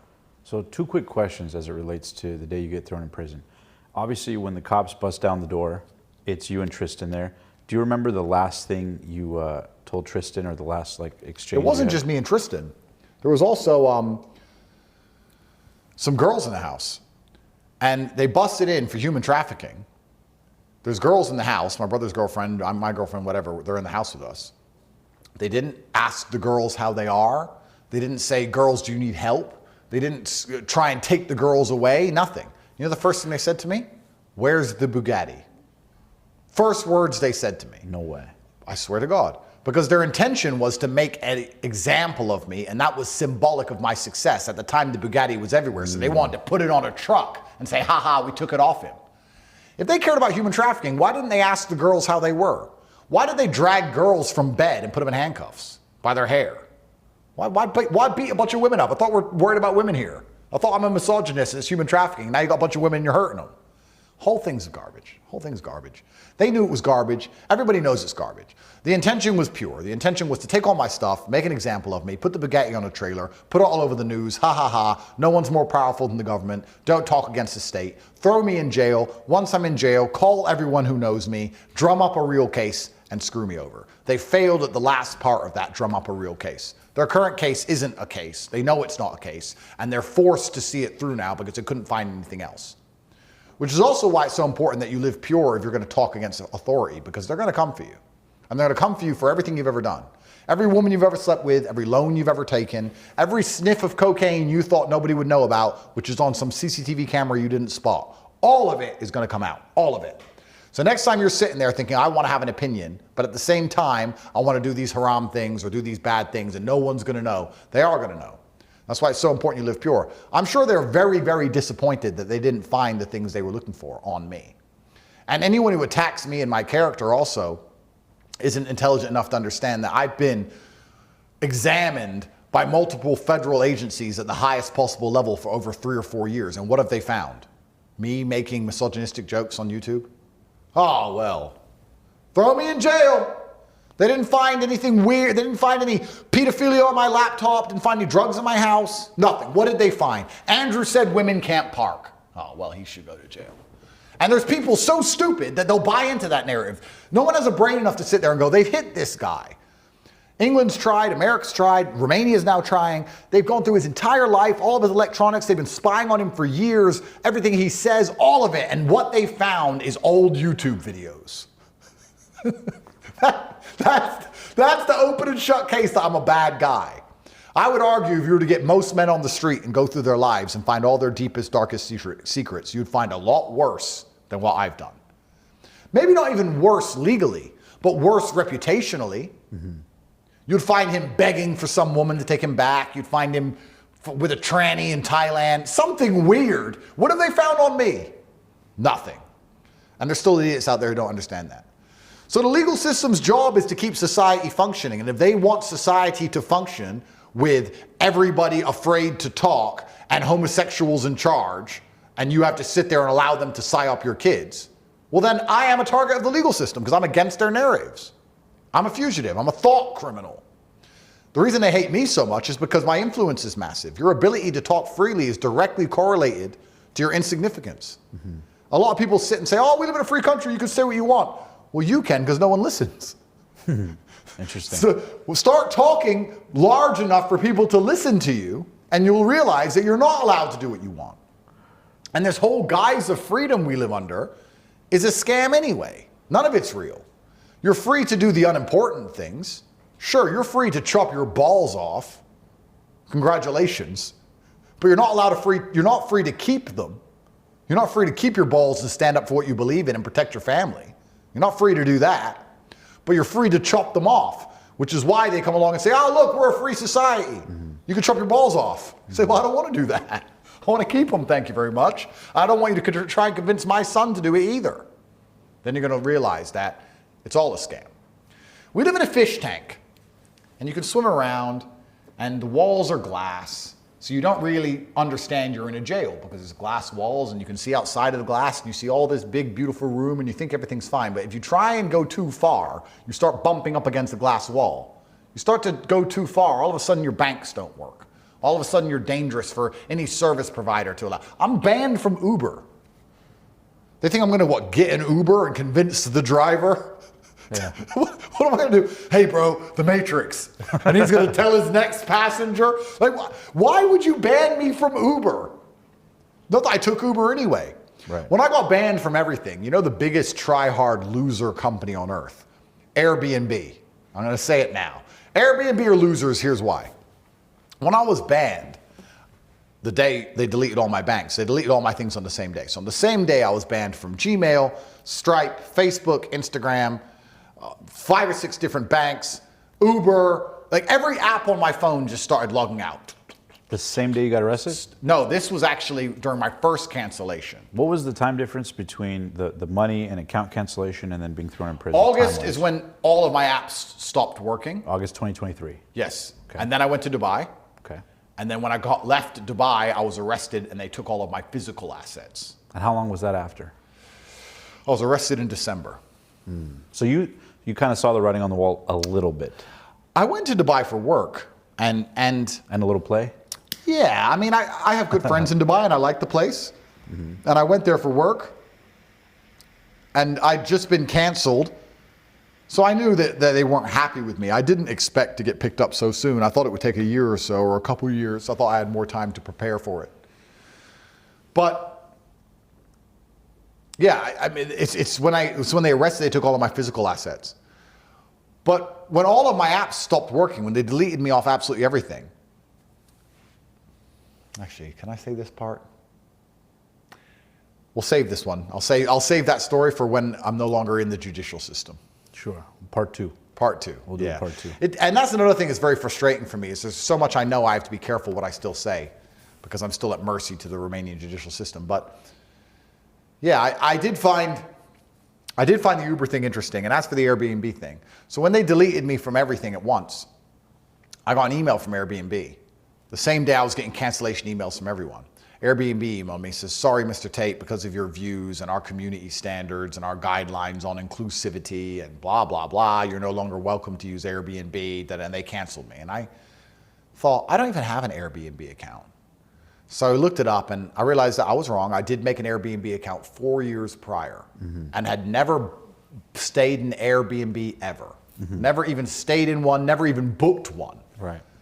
And on the cancellation day, they jumped on in and stopped me from their service. Sorry, Mr. Tate, because of inclusivity. And I felt like replying, I've never even booked a fucking house through you clowns. Yeah. And you're coming along trying to cancel me. So I don't know, I can't tell you exactly how it works. I've heard theories that it's a cascading effect. I've heard theories that after one company cancels you publicly and the media announces that cancellation, the other companies don't want the smoke of not canceling you. Oh, yeah. And I've heard other theories that there's actually someone higher up who makes the call and then boom. Pulling strings, yeah. I guess we're going to find out. But it's certainly interesting. And I don't think most people at home understand. Imagine opening your phone and every app just logging out. You want to talk, people say, oh, the Matrix, is it real? If you want proof the Matrix is real, the day you open up your phone and everything starts closing down, you're going to see the Matrix is very real. Wow. Now, talk to me about the first moment you guys walk into a jail. Had you been into any kind of prison or jail before? I've been arrested in England before. For? I was arrested on some garbage, and I was only held for a day or so. But First day in jail in Romania, what was it like? Walk us through. What's going through your mind? You walk into the cell. What happens? jail is just condensed life. You need to be strong physically so no one else picks on you, and you need to be strong mentally so you don't pick on yourself. And I was also pretty understanding that if you show respect to people, they're going to show respect back to you. I wasn't scared. Part of me was a little bit nervous, but my genuine concern was for everybody else on the outside. I know everyone was worried about me, but I was worried about all the people I have to pay and my kids and my families and my mother and everyone else and all the heat they're getting and the smoke they're getting and them all being upset. The first day I walked in there was still a chance that I would be out relatively soon. So I thought that this is a temporary hiccup and it's garbage and it's something I have to deal with quickly. It was only probably after a full week that it really began to settle in that I'm going to be stuck there for a long time. And I was hearing a lot of horror stories from people around me who had been stuck in the system for years. And they gave you no context of how long you'd be there or nothing? Everyone was telling me I was going to be there for years.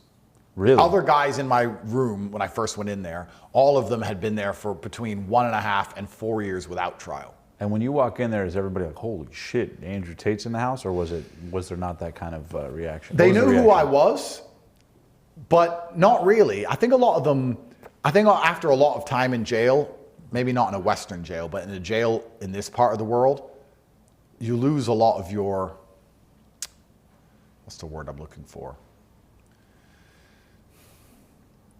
Sentience. You lose a lot of your sentience because the only way to survive it is to just be half asleep. Right. Does that make sense? Yeah, you're kind of numb and not even asleep physically, but just mentally half asleep. They were like, "Oh, Andrew Tate." I'm like, yeah. Yeah. They didn't. No one cared. Welcome to the club. Yeah, just like welcome to the club. You got shafted by the system. Yeah.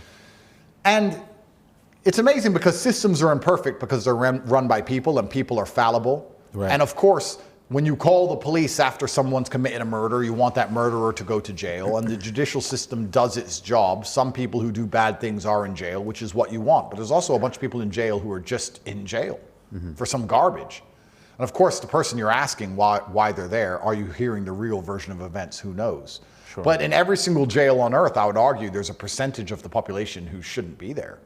There's at least between 1%, perhaps up to 30, 40, 50% of men sitting in a room stuck there who shouldn't be in jail if all was fair in the world, and the world's not fair.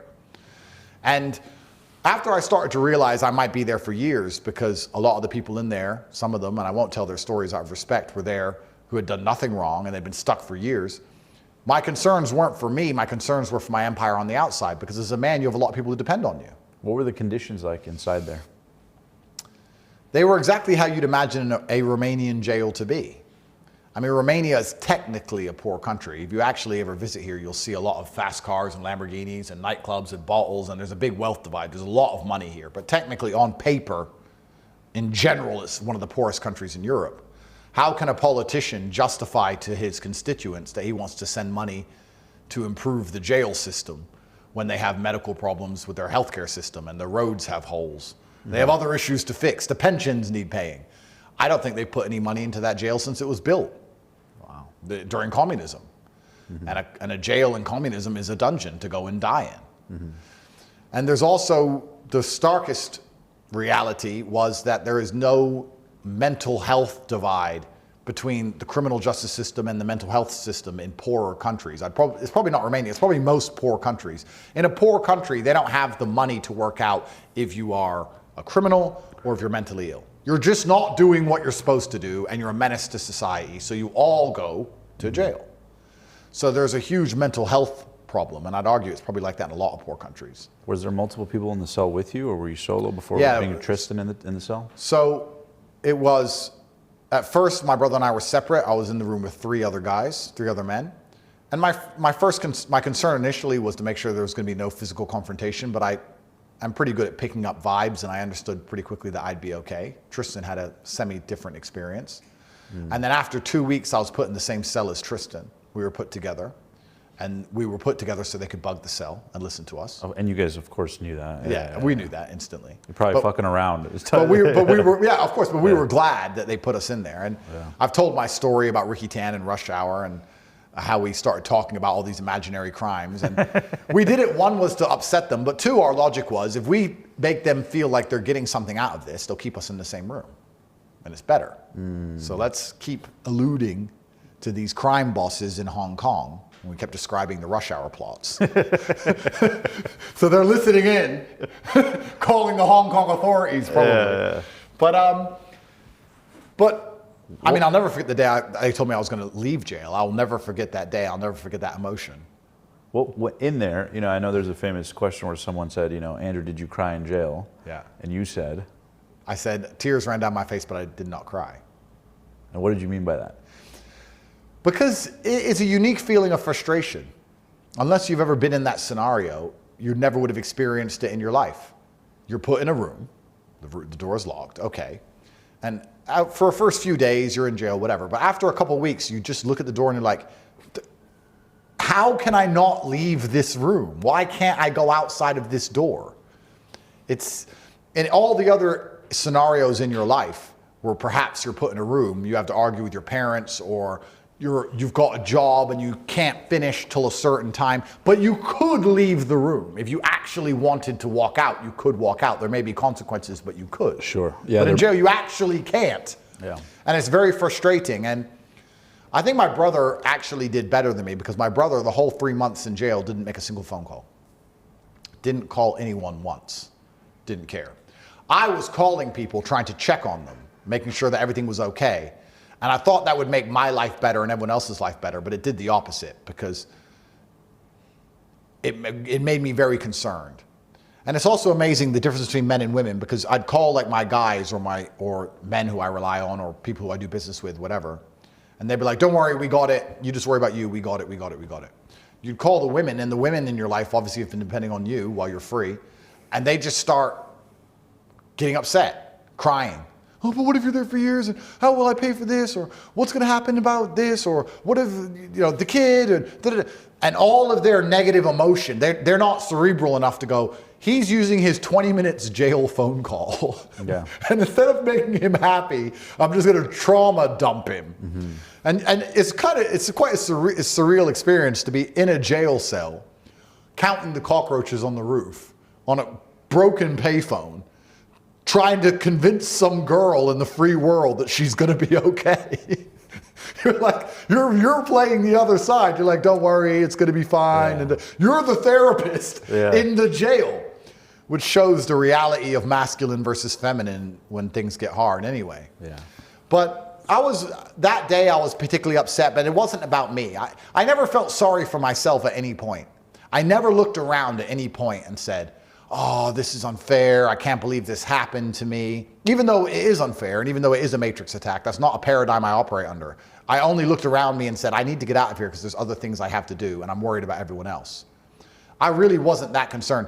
If you would have said to me when I was in jail, Andrew, you're going to be here for 10 years, but X amount of $1 million a month will be generated, and these people will be paid for, and this is the life they're all going to live, that I really would have been like, okay, and I would have done my time. It's concern for other people as opposed to over myself. I wasn't worried about me so much. And because truthfully, although I did nothing wrong, or that's incorrect. Even though I was thrown in jail for a reason that didn't exist, for a crime that didn't happen, all in all, I feel like there's no light without dark in the universe. If I were to say to you, it's a genuine question, if I were to say to you at the age of 18, when you were carrying, let's say you had a job like me, or I would say to myself, I'm carrying boxes of fish in a fish market at 7 in the morning for $40 a day.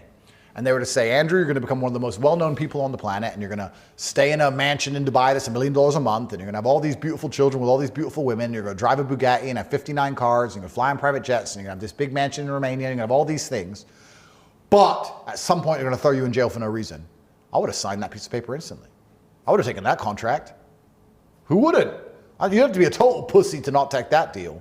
So, all in all, there's no light without dark. So I didn't feel sorry for myself. I understand you can't shine bright in the world without casting a shadow. And the shadow is where your enemies are going to attack from. And sometimes they'll get lucky and they'll hit you with a side swipe and you'll fall over and you're going to get back up. I never felt sorry for myself. It was the monumental responsibilities I had on my back and everyone else's panic around me. And you can also extrapolate that out towards life in general, where when I was only talking to Tristan or I was only talking to the strong people in my life, I felt fine. But as soon as I talked to someone who was weak, I felt bad. And you can also use that outside of jail. Yeah, the power of environment. 100%. Quality friends around you, quality support system. And your circle. Absolutely. I tweeted the other day, and it got me a lot of heat. I tweeted that male therapy is your friends just calling you a pussy until you don't mention it anymore. And everyone was like, that's not therapy, and everyone had a mental breakdown. But if you go to your boys and like, oh, she left me, don't be gay, get over it. Eventually you'll stop saying it, and eventually you'll get over it. But if you sit and you say she left me or whatever bad happened, and they sit there and they cry back and everyone's sad, that it drags you down the rabbit hole.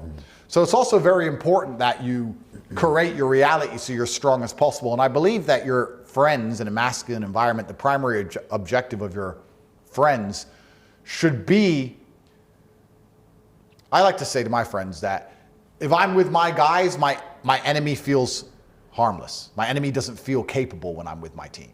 Now, my enemy is still very capable, but they feel less capable, which is stupid because my enemy is the government. And the government are the biggest gangsters on the planet. They can kill me, and they can still throw my ass in jail. But when I'm with my guys, I'm not afraid of it.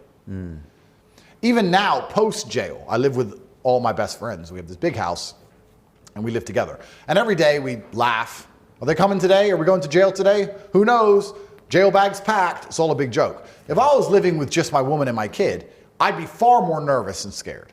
Are they going to bust in the door? Are they going to kick my kid? She's young. Are they going to, the woman's scared. I'd go to bed worried each night. But when you're with your guys, you feel invincible. I think that's something inside of men that we've evolved to have. It's something biological inside of us. Because when enough men are in a large group, we'll charge at gunfire. Yeah, camaraderie. Yeah, if everyone starts going over the top screaming, you'll jump over the top and scream. It's something inside of us.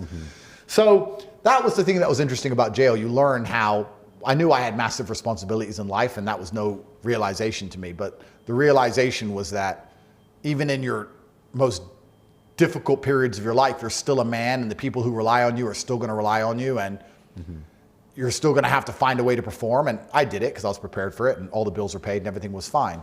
But it was very interesting that I'd use my jail calls trying to cheer people up as opposed to being cheered up. Yeah. How did your brotherhood with Tristan grow in jail? We were in a cell, the same cell, I think, for 81 days. And the cell was, when I say tiny, imagine a bathroom. It was about the size of a bathroom. And we never argued once about anything. Is there beds in there? Is it There was, cockroaches? yes, that's right. So we had a bunk bed, and Who got the top bunk? no, we had two. There was 4 beds. There was 2 sets of bunk beds, but Gotcha. but when they put us in the bugged cell, they left 2 empty. So we both had these bottom Gotcha. bunks, and then our free space was around the size of a bathroom in general, and it was cockroaches, and there was a hole in the floor, and that was it. And we had a tiny window. And that was the experience. And So you literally go from like Dubai, mansion, Bugatti on the thing, yachts, girls, the whole thing, to like cockroaches and double bunk beds. are I lucky? No, but I'm saying that without hyperbole. Are I fortunate? Maybe this is the wrong way to frame it, but I believe it is the best way to look at the scenario. I think that makes me hyper fortunate. Wouldn't it be beautiful? Wouldn't it be amazing to be in the Sahara Desert and be extremely hot and dehydrated and almost about to sunburn. And then in a flash, instantly, in an ice cold Nordic pool with unlimited fresh water. Imagine the change in circumstance, the juxtaposition between the two, how crazy it would be. If you take a plane between the two, you lose the effect. It needs to be like teleportation, the instantness. People get out of the sauna and they jump into an ice bath for a reason. I literally went from, yes, private jets and Bugattis and being the most famous man in the world, living in a mansion, to that dungeon so quickly. And I feel like that puts me in a very fortunate position because it allowed me to recalibrate. And it's certainly a unique experience of life. And what are you looking at life for? Are you looking at life to be as comfortable as possible, or are you looking at life for the challenges and for the stories? I would argue that if Tristan went to jail without me, I would have been very jealous when he got out. Ride or die. One, because I wanted to protect him, but two, if he told me what he went through, I would have been jealous of him. Now, obviously, there would have been no animosity because we're brothers, but I would have been like, wow, that sounds cool. That sounds fun. There's some people who want to go through life and be as comfortable as possible, but if you're the kind of person who wants to challenge yourself, I'd argue that being thrown in a Romanian dungeon is a challenge. Being thrown off the back of living the most luxurious life that money can afford is a challenge. Trying to find a way to escape and preserve your mental rigidity is a challenge. And I'm very glad God gave it to me. And I'll say this right now here on camera, part of me, a huge percentage of me will be disappointed if I don't go back. And I know that sounds crazy because I feel like I don't care about what the media are going to say. And I know I've done nothing wrong. And God knows I've done nothing wrong. I'm not interested in any of that. But when I'm 70, will it be cooler if I had to go back and do 5 years in the dungeon, or will it be cooler if I spent those 5 years flying around on jets and sleeping with beautiful women and being Mr. Rich? I mean, okay, maybe the Mr. Rich stories will be cool. I'm not going to complain. They'll be fun. But part of me will always be in the back of my mind for the next few years after I bust this case, which I believe is going to happen. I don't think I'm going to go back. If I was in jail, would my life story be cooler? Would the lessons be worth more than what I'm currently doing? And maybe that makes me insane. Maybe that makes me nuts. I don't know. But I'm really not afraid of it. It's up to God, and God will decide, and Allah is the best of planners. Perhaps I learned all the important lessons I needed to learn in those days. And if I haven't, He's going to put me back in there, and we're going to find out. And there's a beautiful saying, too, in Islam, as I know you're Muslim, where God doesn't put anything on the soul that it can't bear. Absolutely. And so there's a divine meaning in it. Obviously, time will tell. But I want to ask you this, too. And this is really interesting before I forget, is when you were in prison, I heard someone ask you something to the effect of, how did you spend time? What did you and Tristan do? And you said that you did like X amount of push-ups. Yeah. What did you do to be as productive as possible in there? Whether you and Tristan or solo, what did you focus on? What was your mental frame of mind? It was fantastic for so many things, jail. Mm-hmm. Jail was fantastic for training. How many push-ups did you do in there? I did 1,000 push-ups a day. Every day? Every day. Anything else in the workout? I did 1,000 push-ups a day. I did like 300 or between 300 to 400 squats a day. And then I had no weights and we had no access to a gym. So I had a 6-pack of 2-liter water, which weighed around 12 kilos. Mm-hmm. And usually it'd be around 4:30 by the time I'd finished the push-ups, I remember. And between 4:30 and dinner, so that's 2 hours, at 6:30 we got fed, I'd lift the water above my head over and over and over and over again, as many times as I could. So you literally got stronger mentally and physically in jail? Absolutely. And it was fantastic for training. I kind of miss that single-mindedness I had in jail. Now I don't do 1,000 push-ups a day, not because I can't, but because I have things to do. Right. And I have work, and my phone's ringing, and I've got things to do on my laptop. But back then, it's like, I'm going to do 1,000 push-ups, and I have nothing else to do. That single-mindedness was actually quite beautiful, because in the world we live in today, we're all permanently distracted. At least half of the time, at least a fraction of you is always thinking, what's on my phone? What's that person doing? What's this girl doing? Or what's this work I have to do? Yeah. But when you're in jail, after a while, you lose access to anything outside of your immediate, so you focus on the immediate. It's like going back in time. Mm-hmm. You know, you remember the 90s? You remember? Maybe I'm an old man. The early 2000s, before we lived inside the Matrix and the metaverse, when you were just in a room with someone and that was it. Mm-hmm. I had conversations in jail. Me and my brother would talk for days about the same subject. We've never spoken like that since. Mm. There's been time, I've said this to Tristan only a few days ago. 2 days ago, we were having a cigar in the cigar room. And we were talking about something. I was like, we talked about this for half an hour. We would have talked about this for days in jail, weeks perhaps. so much magic is lost outside of a jail cell. So what a blessing from God that I got to experience that for those 3 months and be cerebral enough to retain those lessons, or at least be aware now of what I'm missing in the real world. Because you don't realize what you're missing until you're put in a position like that. And what suffering did I have to go through to get such a blessing from God? Well, I had to deal with the media saying bad things about me, but I don't care. I genuinely don't care. They can print bad things about me for the rest of my life. I'm not going to shut up. I don't care. I had to deal with the cockroaches, which and the bed bugs and the spiders, which I must admit was probably the worst thing about jail. And I had to deal with some nightmares when I got out.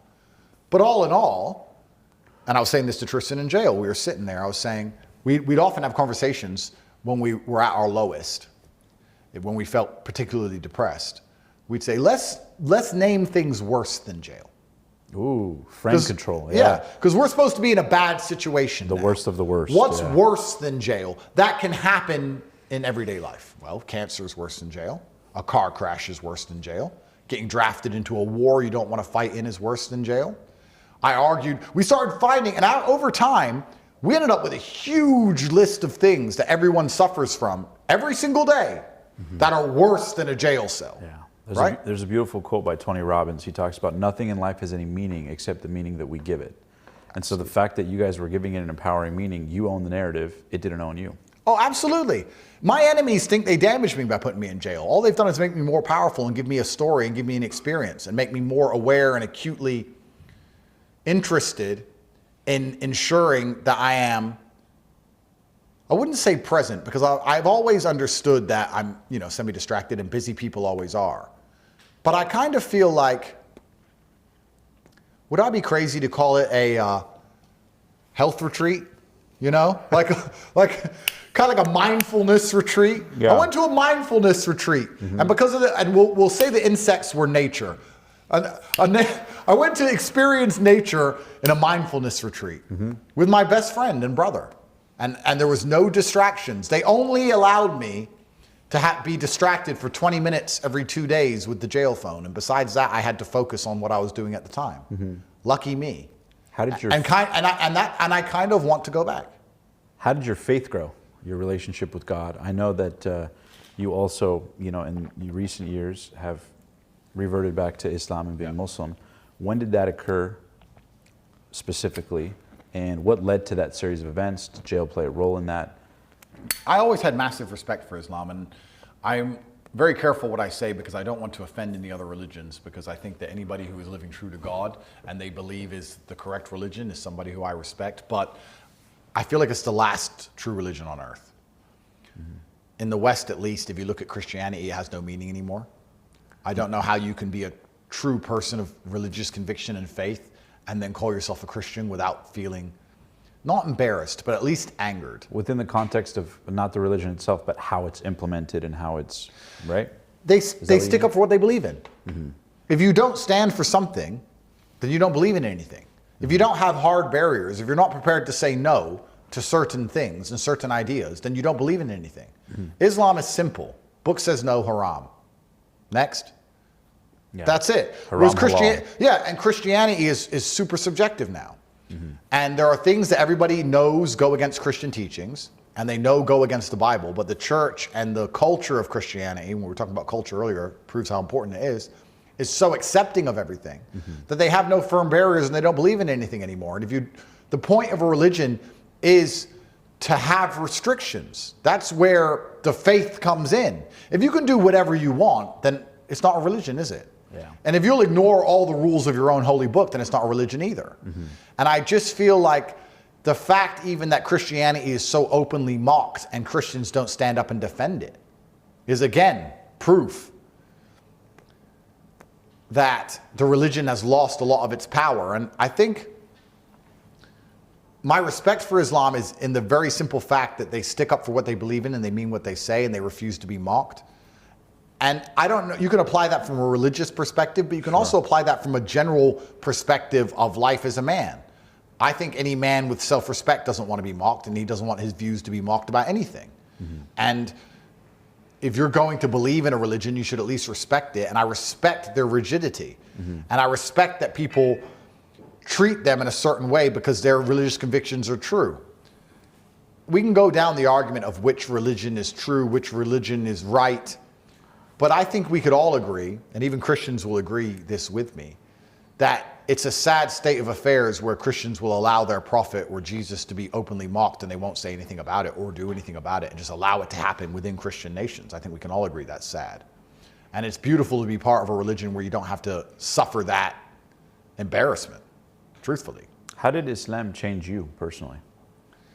Because I'm sure there's been an internal shift, right? Not just the religion, but it gave me a lot of clarity and it gave me a lot of peace, and it confirmed a lot of things I already knew were right and already knew were wrong. Reverting to Islam didn't make me say, okay, this is now wrong and I used to believe it's right. There wasn't very many of those. It was far more, I always knew this was wrong. And now I'm glad I get to read the Quran and be told a new reason why it is wrong. And it gave me a lot of peace, because you have to live for something, and everybody's trying to live for something outside of God. And truthfully, you're going to get to a point in your life sooner or later where you realize nothing else matters. And you're going to come to a conclusion, especially if you're monumentally successful, that all the things you think you own, you don't even own, and that you don't have control or power over very much. And the only thing that's going to give you true satisfaction in this world is waking up and knowing that you're doing the right thing because it's what you believe is right, and you have the faith and the courage to continue to do that despite your persecution. And ultimately, if what you are doing is trying to take care of your children and preserve society so they have a world to grow up in which is worth living in, that is the will of God and the act of God. And I think that having peace and clarity in regards to knowing I'm living for the right thing was the biggest change. I wouldn't say it changed many of my views. It just made me feel more at peace with the suffering that comes with doing the right thing, if that makes sense. And you know, it's interesting because I'm actually Muslim as well. And I want to ask, it's very interesting that you use the language as revert to Islam versus converted to Islam. Yeah. I'm curious, I know I understand the answer, but I'm curious if you could elaborate, because I'm sure there's people wondering. So why do you use the language of revert to Islam versus convert to Islam? Yeah, I was corrected on this, and someone said to me that Andrew Tate was corrected? Yeah, I've been, bro. my whole life has been corrections. I'm just good at listening. You know, I just pay attention. But we all start off as Muslims, is the intention, right? You can probably explain it even better than I can. Yeah. But and especially when it comes to the Islamic journey, I'm paying a lot of attention and I'm learning as much as possible, because there's a lot to learn, especially when you're not born into the faith. Right. There's certainly a lot of studying to be done. But it's interesting when you said Andrew Tate was corrected. Yeah, absolutely. I'd like to believe the only reason I'm so good at trying to make people understand what I think and teach people things is because I was such a good student for so long. I spent most of my life listening. One of the weirdest things about the internet is I see all these 21, 22, 23-year-old kids talking about how life should work, and They have it all figured out. Yeah, they all figured out. They're in Miami and they've rented a Lambo and they're buy the course for $9.97. King of the world. I spent my 20s shutting up and doing as I was told. I only became a world champion kickboxer because I listened to my coach. I only became wise because I listened to my father. I spent most of my life listening before I started to talk. The internet's kind of accelerated it now, where people are getting a voice much earlier on. But before the internet, you didn't get rich at 21 unless you were born rich. How? Yeah. And you didn't have a voice at 21 because no one would listen to you. You know, so you had to have that age to have the real world successes and the wisdom. And with that age, you often learned the life lessons that allowed you to teach people things. But I've been a very good student for a very long time, and I like to pay attention to things, and I'm constantly being corrected all of the time. And now especially, you can call it God, you can call it universe, you can call it life. There's lots of different things you can call it, but the feedback I'm receiving every single day, I'm trying to pay a lot of attention to. And we can even apply it to other things, right? So I understand that I was joking when I said some of the videos that when I made some of the videos I've made that have been used against me now by the people who are saying I'm a misogynist when I'm not a misogynist, everyone with a brain knows I was joking, that's true. But I would be a fool to not sit and say, okay, well now I'm monumentally more famous, I have to be slightly more careful how I say certain things in case they're weaponized. Right. You have to take feedback from things in life and use it to your advantage all of the time. Right. So I'm constantly and always trying to do that. And jail was a fantastic example of it, but one of the things I like most, and I won't say their names, but there's a few very prominent Muslims who I'm speaking to every day and learning from them.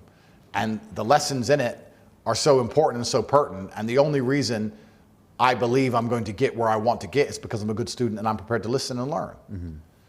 And there's a lot of people in the world who aren't prepared to listen and learn. And I find that quite interesting. And I don't think it's because people are stupid. I think the majority of people are actually brutally arrogant.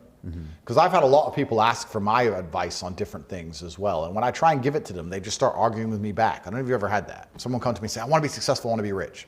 I'm like, okay, you need to do this. Oh, but I can't do that because of, why did you ask me then? Yeah. Why did you ask me if you have all the answers? Yeah. If you have all the answers, why are you not where you want to be? Yeah. There are 3 reasons most people are not successful in life. It's either stupid, lazy, or arrogant. I think less than 5% of people are too stupid to get everything they want. I've yet to see anybody truly dedicate themselves to something in life and not get it. I've never seen somebody get up at 6 a.m. every day, go to the gym every day, eat right every day, and not get in shape.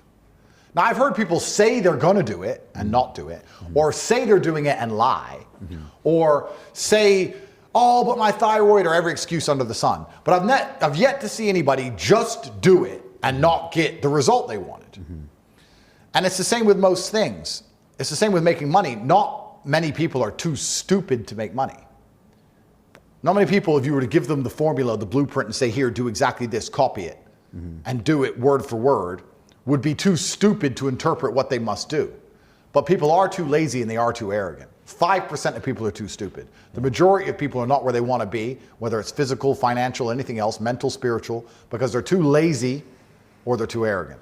And laziness is a scourge, but I think arrogance is the true one, where people just truly, they want the answers, they want the shortcuts, but when you're actually trying to explain it to them, they have all the answers under the sun as to why they can't possibly do it, or it doesn't work for them, or yeah, I can't go gym at 6 because of traffic, and I have a thyroid problem, and it's all arrogance. It's all just trying to pretend they're special and different and better than everyone else, and it's not the case. So what about things you do to stay zen with the heat of the pressure, the world on you, the matrix after you? I've adopted all of that into my everyday life. I don't have time to sit and deliberately do something specific to keep myself grounded. What do you do for fun? I'm ready for all of it all of the time. Maybe I've lost my mind. I'm ready right now for someone to walk in here and for us to all fight to the death and end up covered in blood. I'm ready also to have a nice meal, smoke a cigar, do a podcast. Ready to go home, make some money. Ready to go make another child with my beautiful girlfriend. Ready to drive my Ferrari or my Aston Martin or my Lamborghini. I'm ready for it all. I'm permanently ready for all states of life. It's fine. And as for fun, I'm not sure I believe in fun. Is fun a thing? Is fun real? Isn't that just made up? I'm not sure what fun is. I really, truly enjoy purpose much more than fun. If you were to say to me, Andrew, this will be fun, or I could clear my notifications on my laptop, I'd probably choose to clear my notifications. It gives me a sense of peace. Peace is fun. And when your life is chaotic like mine, it's only peace that will be truly valuable. I do like to drive super fast cars. I drive cars around. That's fun, to give a simple answer. But truthfully, I look for peace all of the time because my life is chaos and my life is war. And the most fun thing I could do is nothing. The most fun thing I could do is go to the Dolomites in Italy and stay in a 5-star hotel and overlook the Alps and sit with 1 or 2 or 4 or 5 beautiful women in my bed and just do nothing. That is the most fun. Going to a club is not fun. Going out and trying to find fun is what you do when your life is not chaotic enough. When your life is truly chaotic, fun is doing nothing. And I have plenty of chaos. I had a conversation with a girl the other day, and she was talking about swimming with sharks. And I was explaining to her that she's crazy and I would never do that. And she said, oh, but it's exciting, it's dangerous. And I said, see, this is how you know you have a nice life. When your life makes you want to go swim with sharks because you're looking for danger and excitement, that shows your everyday life is nice. When I leave here, I have to make it all the way out of the hotel without getting assassinated or arrested. I'm going to be nervous, I'm going to be on edge, and I'm not going to be happy till I'm in my armored car with my armed guards. That's swimming with sharks, walking to the car. That's my life now. I'm stressed walking to a car. I do not need to go anywhere near any sharks. I'm stressed enough. So fun is doing nothing. Doing nothing is fun. How about Mario Kart? I know I've seen videos where you play some video games. One of the video guys who works with me is so ridiculously good at Mario Kart. It upsets me in my heart. I've only played him once, and I can't stand losing. And it was so ridiculous. We had to spar afterwards. I had to beat him up. It upset me deep, and I've never played since, and I never will. Yeah. He's the best. It's funny, I ask because we're actually thinking about starting like a video game streaming thing on Kick or Twitch or whatever. And we're talking about interviewing people while playing the video games. Nice. So it's cool. We'll have to play Mario Kart perhaps. All Hopefully right, I'm not as Mario good. Kart. There's a couple games I'm okay at, but I'm not a video gamer. But if Yeah. you do start that channel, let me know. We'll see what we can do. How about FIFA? I don't know. I can't play FIFA. I've only ever played Super Smash Brothers. It's the only game. Super I can Smash play. Bros? It's the only Yeah, game that's I can fun. play. Yeah. How about Mario Party? Never played it. Never played that game? Nice. I've been busy. I was in jail, bro. Yeah, we got didn't shit have to do. We didn't have Nintendo in Romanian jail. We just, unfortunately. No, it makes it's not sense. an English jail. I'm sure in English jail you get Nintendo and a flat screen TV and everything. But Yeah. Well, the reason I ask is because I'm so curious. You know, you talk about beating the Matrix, and you have the world on your side, and obviously you got people in power that are not exactly on your side. But I'm curious for you. to interrupt you, sorry. Go ahead. Are the people in power on anyone's side? Does anybody in any country in the West now agree with anything their politicians do? I'm actually asking this question. Every time I see a politician talk, I think you will not find a single person on the street who agrees with that crap.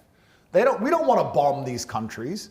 We don't want to give money to these places. None of these things they're doing, anybody wants us to do. Democracy in action, huh? If they're not on my side, they're not on anybody's side. It doesn't matter if you're in France, Germany, England, or America. I can't find a single democratic nation where any of the decisions they make benefit their own people ever, and anybody agrees with it at all. It's a miracle it still operates. It's a miracle somehow they're still pulling it off, where they stand in front of us and go, you're all gonna pay loads of taxes, we're not gonna fix your roads, you can't afford to eat groceries, we're giving $100 billion to someone else, thanks, bye, going home now for the day. Oh, and my wages have been put up. This clown world. Of course they're against me, they're against everybody. And what do? I tell people to think and be brave. I say, get some balls and think for yourself and say what you think. So that can't be allowed to happen because they don't want to fix the sickness of society because society is sick. Instead, what they want to do is get rid of the person who points it out. And we have all these problems and everyone's pretty much accepting it. But when this guy reminds them, it causes an issue. We're not going to fix the problems. Get rid of him. Get rid of him. That's why I have to go. So sorry to interrupt you, but I the respect people in charge don't agree with anything I say. The people in power, you're right, but they don't agree with any normal person's point of view. They don't give a shit about any of us. When's the last time you've seen any of the people in power talk about inflation, talk about the fact that the border crisis, the border's not closed, talk about rampant crime, talk about the educational system being under attack? No. What do they talk about instead? LGBT, the climate, crap no one cares about. No one cares about this crap. All they talk about is the crap no one cares about because that's the people who put them in power, those with the money who are trying to purport these garbage agendas. And all the things you do care about, you're not allowed to mention. If you mention them on a podcast like this, you're going to end up in a jail cell. Take me to fucking jail then. Top G. Take me to jail. I don't know what the delay is. Let's go. Let's just do it. Yeah.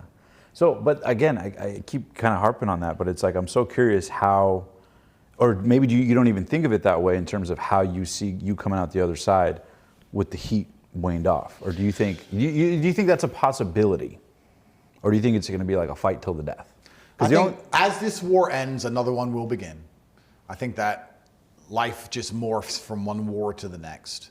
Even if you think about the average person's life, they think, I'll be happy once I just get over this one thing, or I'll be happy once this is done, or I'll be happy once I bought this, and it never works out like that.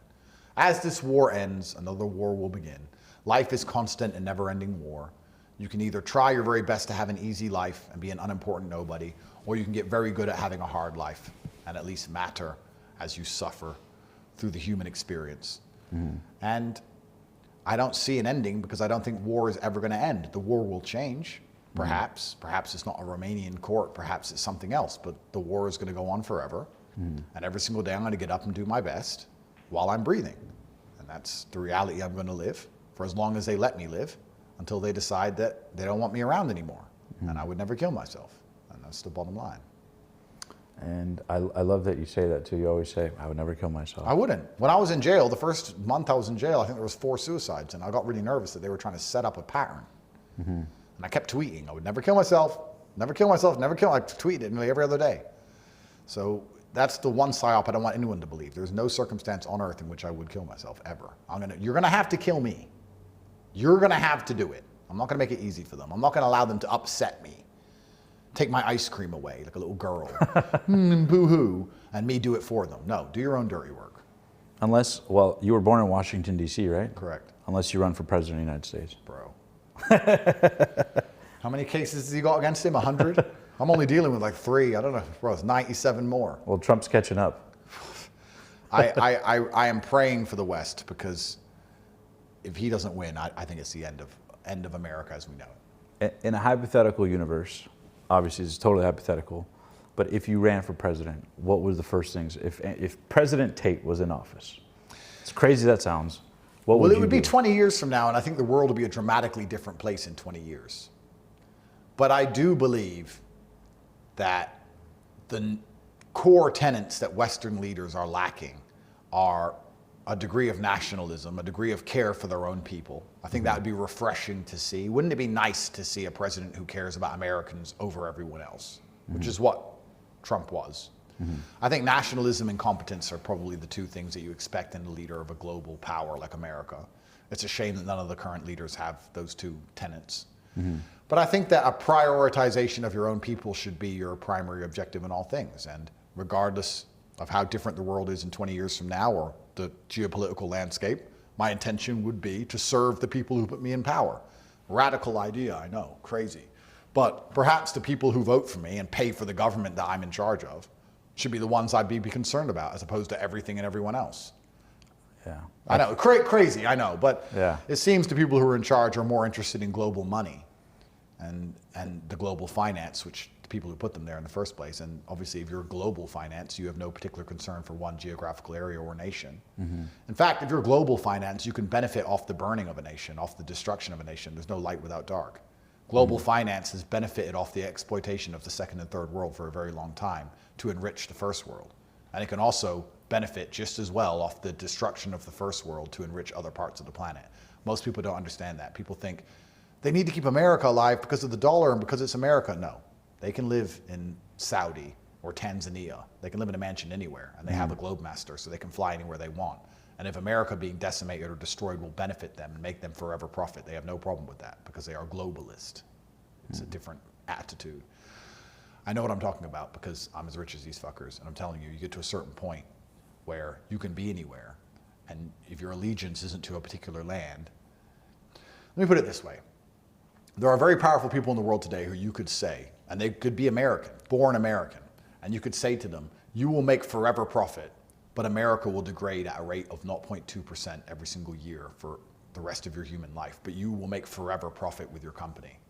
And they will say yes. And they'll think, it'll be okay, because all of the crime and all the degradation will hit areas they don't live in cities they don't live in neighborhoods they don't live in, while they're in America, if they're in America at all. And if you compound that across a bunch of people with power, 0.2%, 0.1%, 0.3%, 0.4%, all adds up, and you start to realize why society is being destroyed and why these people don't care, because they don't experience it.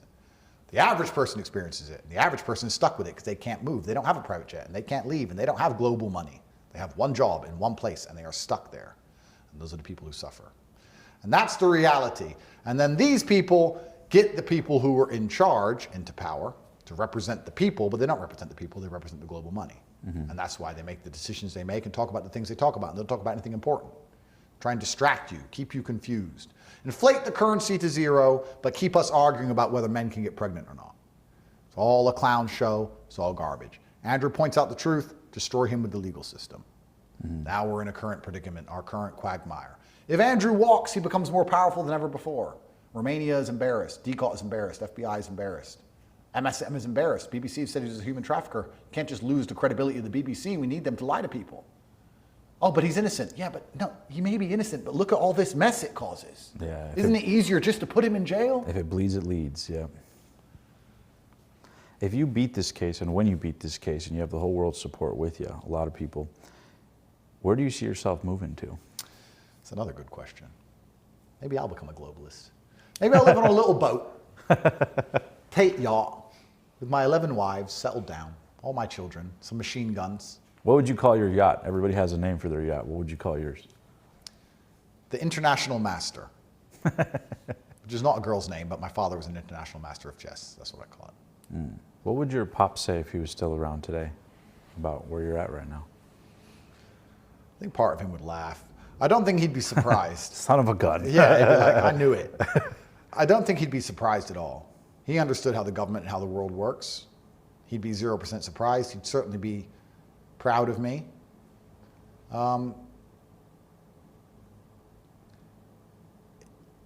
I know this, it sounds a bit crazy. This was all meant to happen. I can't explain it. Mm-hmm. My father was telling me things from a very young age which made no sense until I was in jail.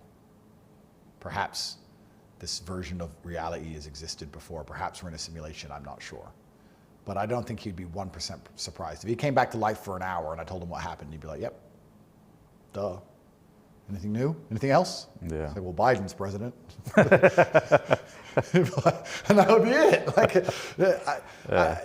if you're a man who tries his absolute best and is brutally competent and speaks against authority, there's only one path. Where else was this going to end? Where else does this end? Where else have people who have inspired millions who spoke against authority ever ended up besides jail or dead? The Matrix is calling. Time's up.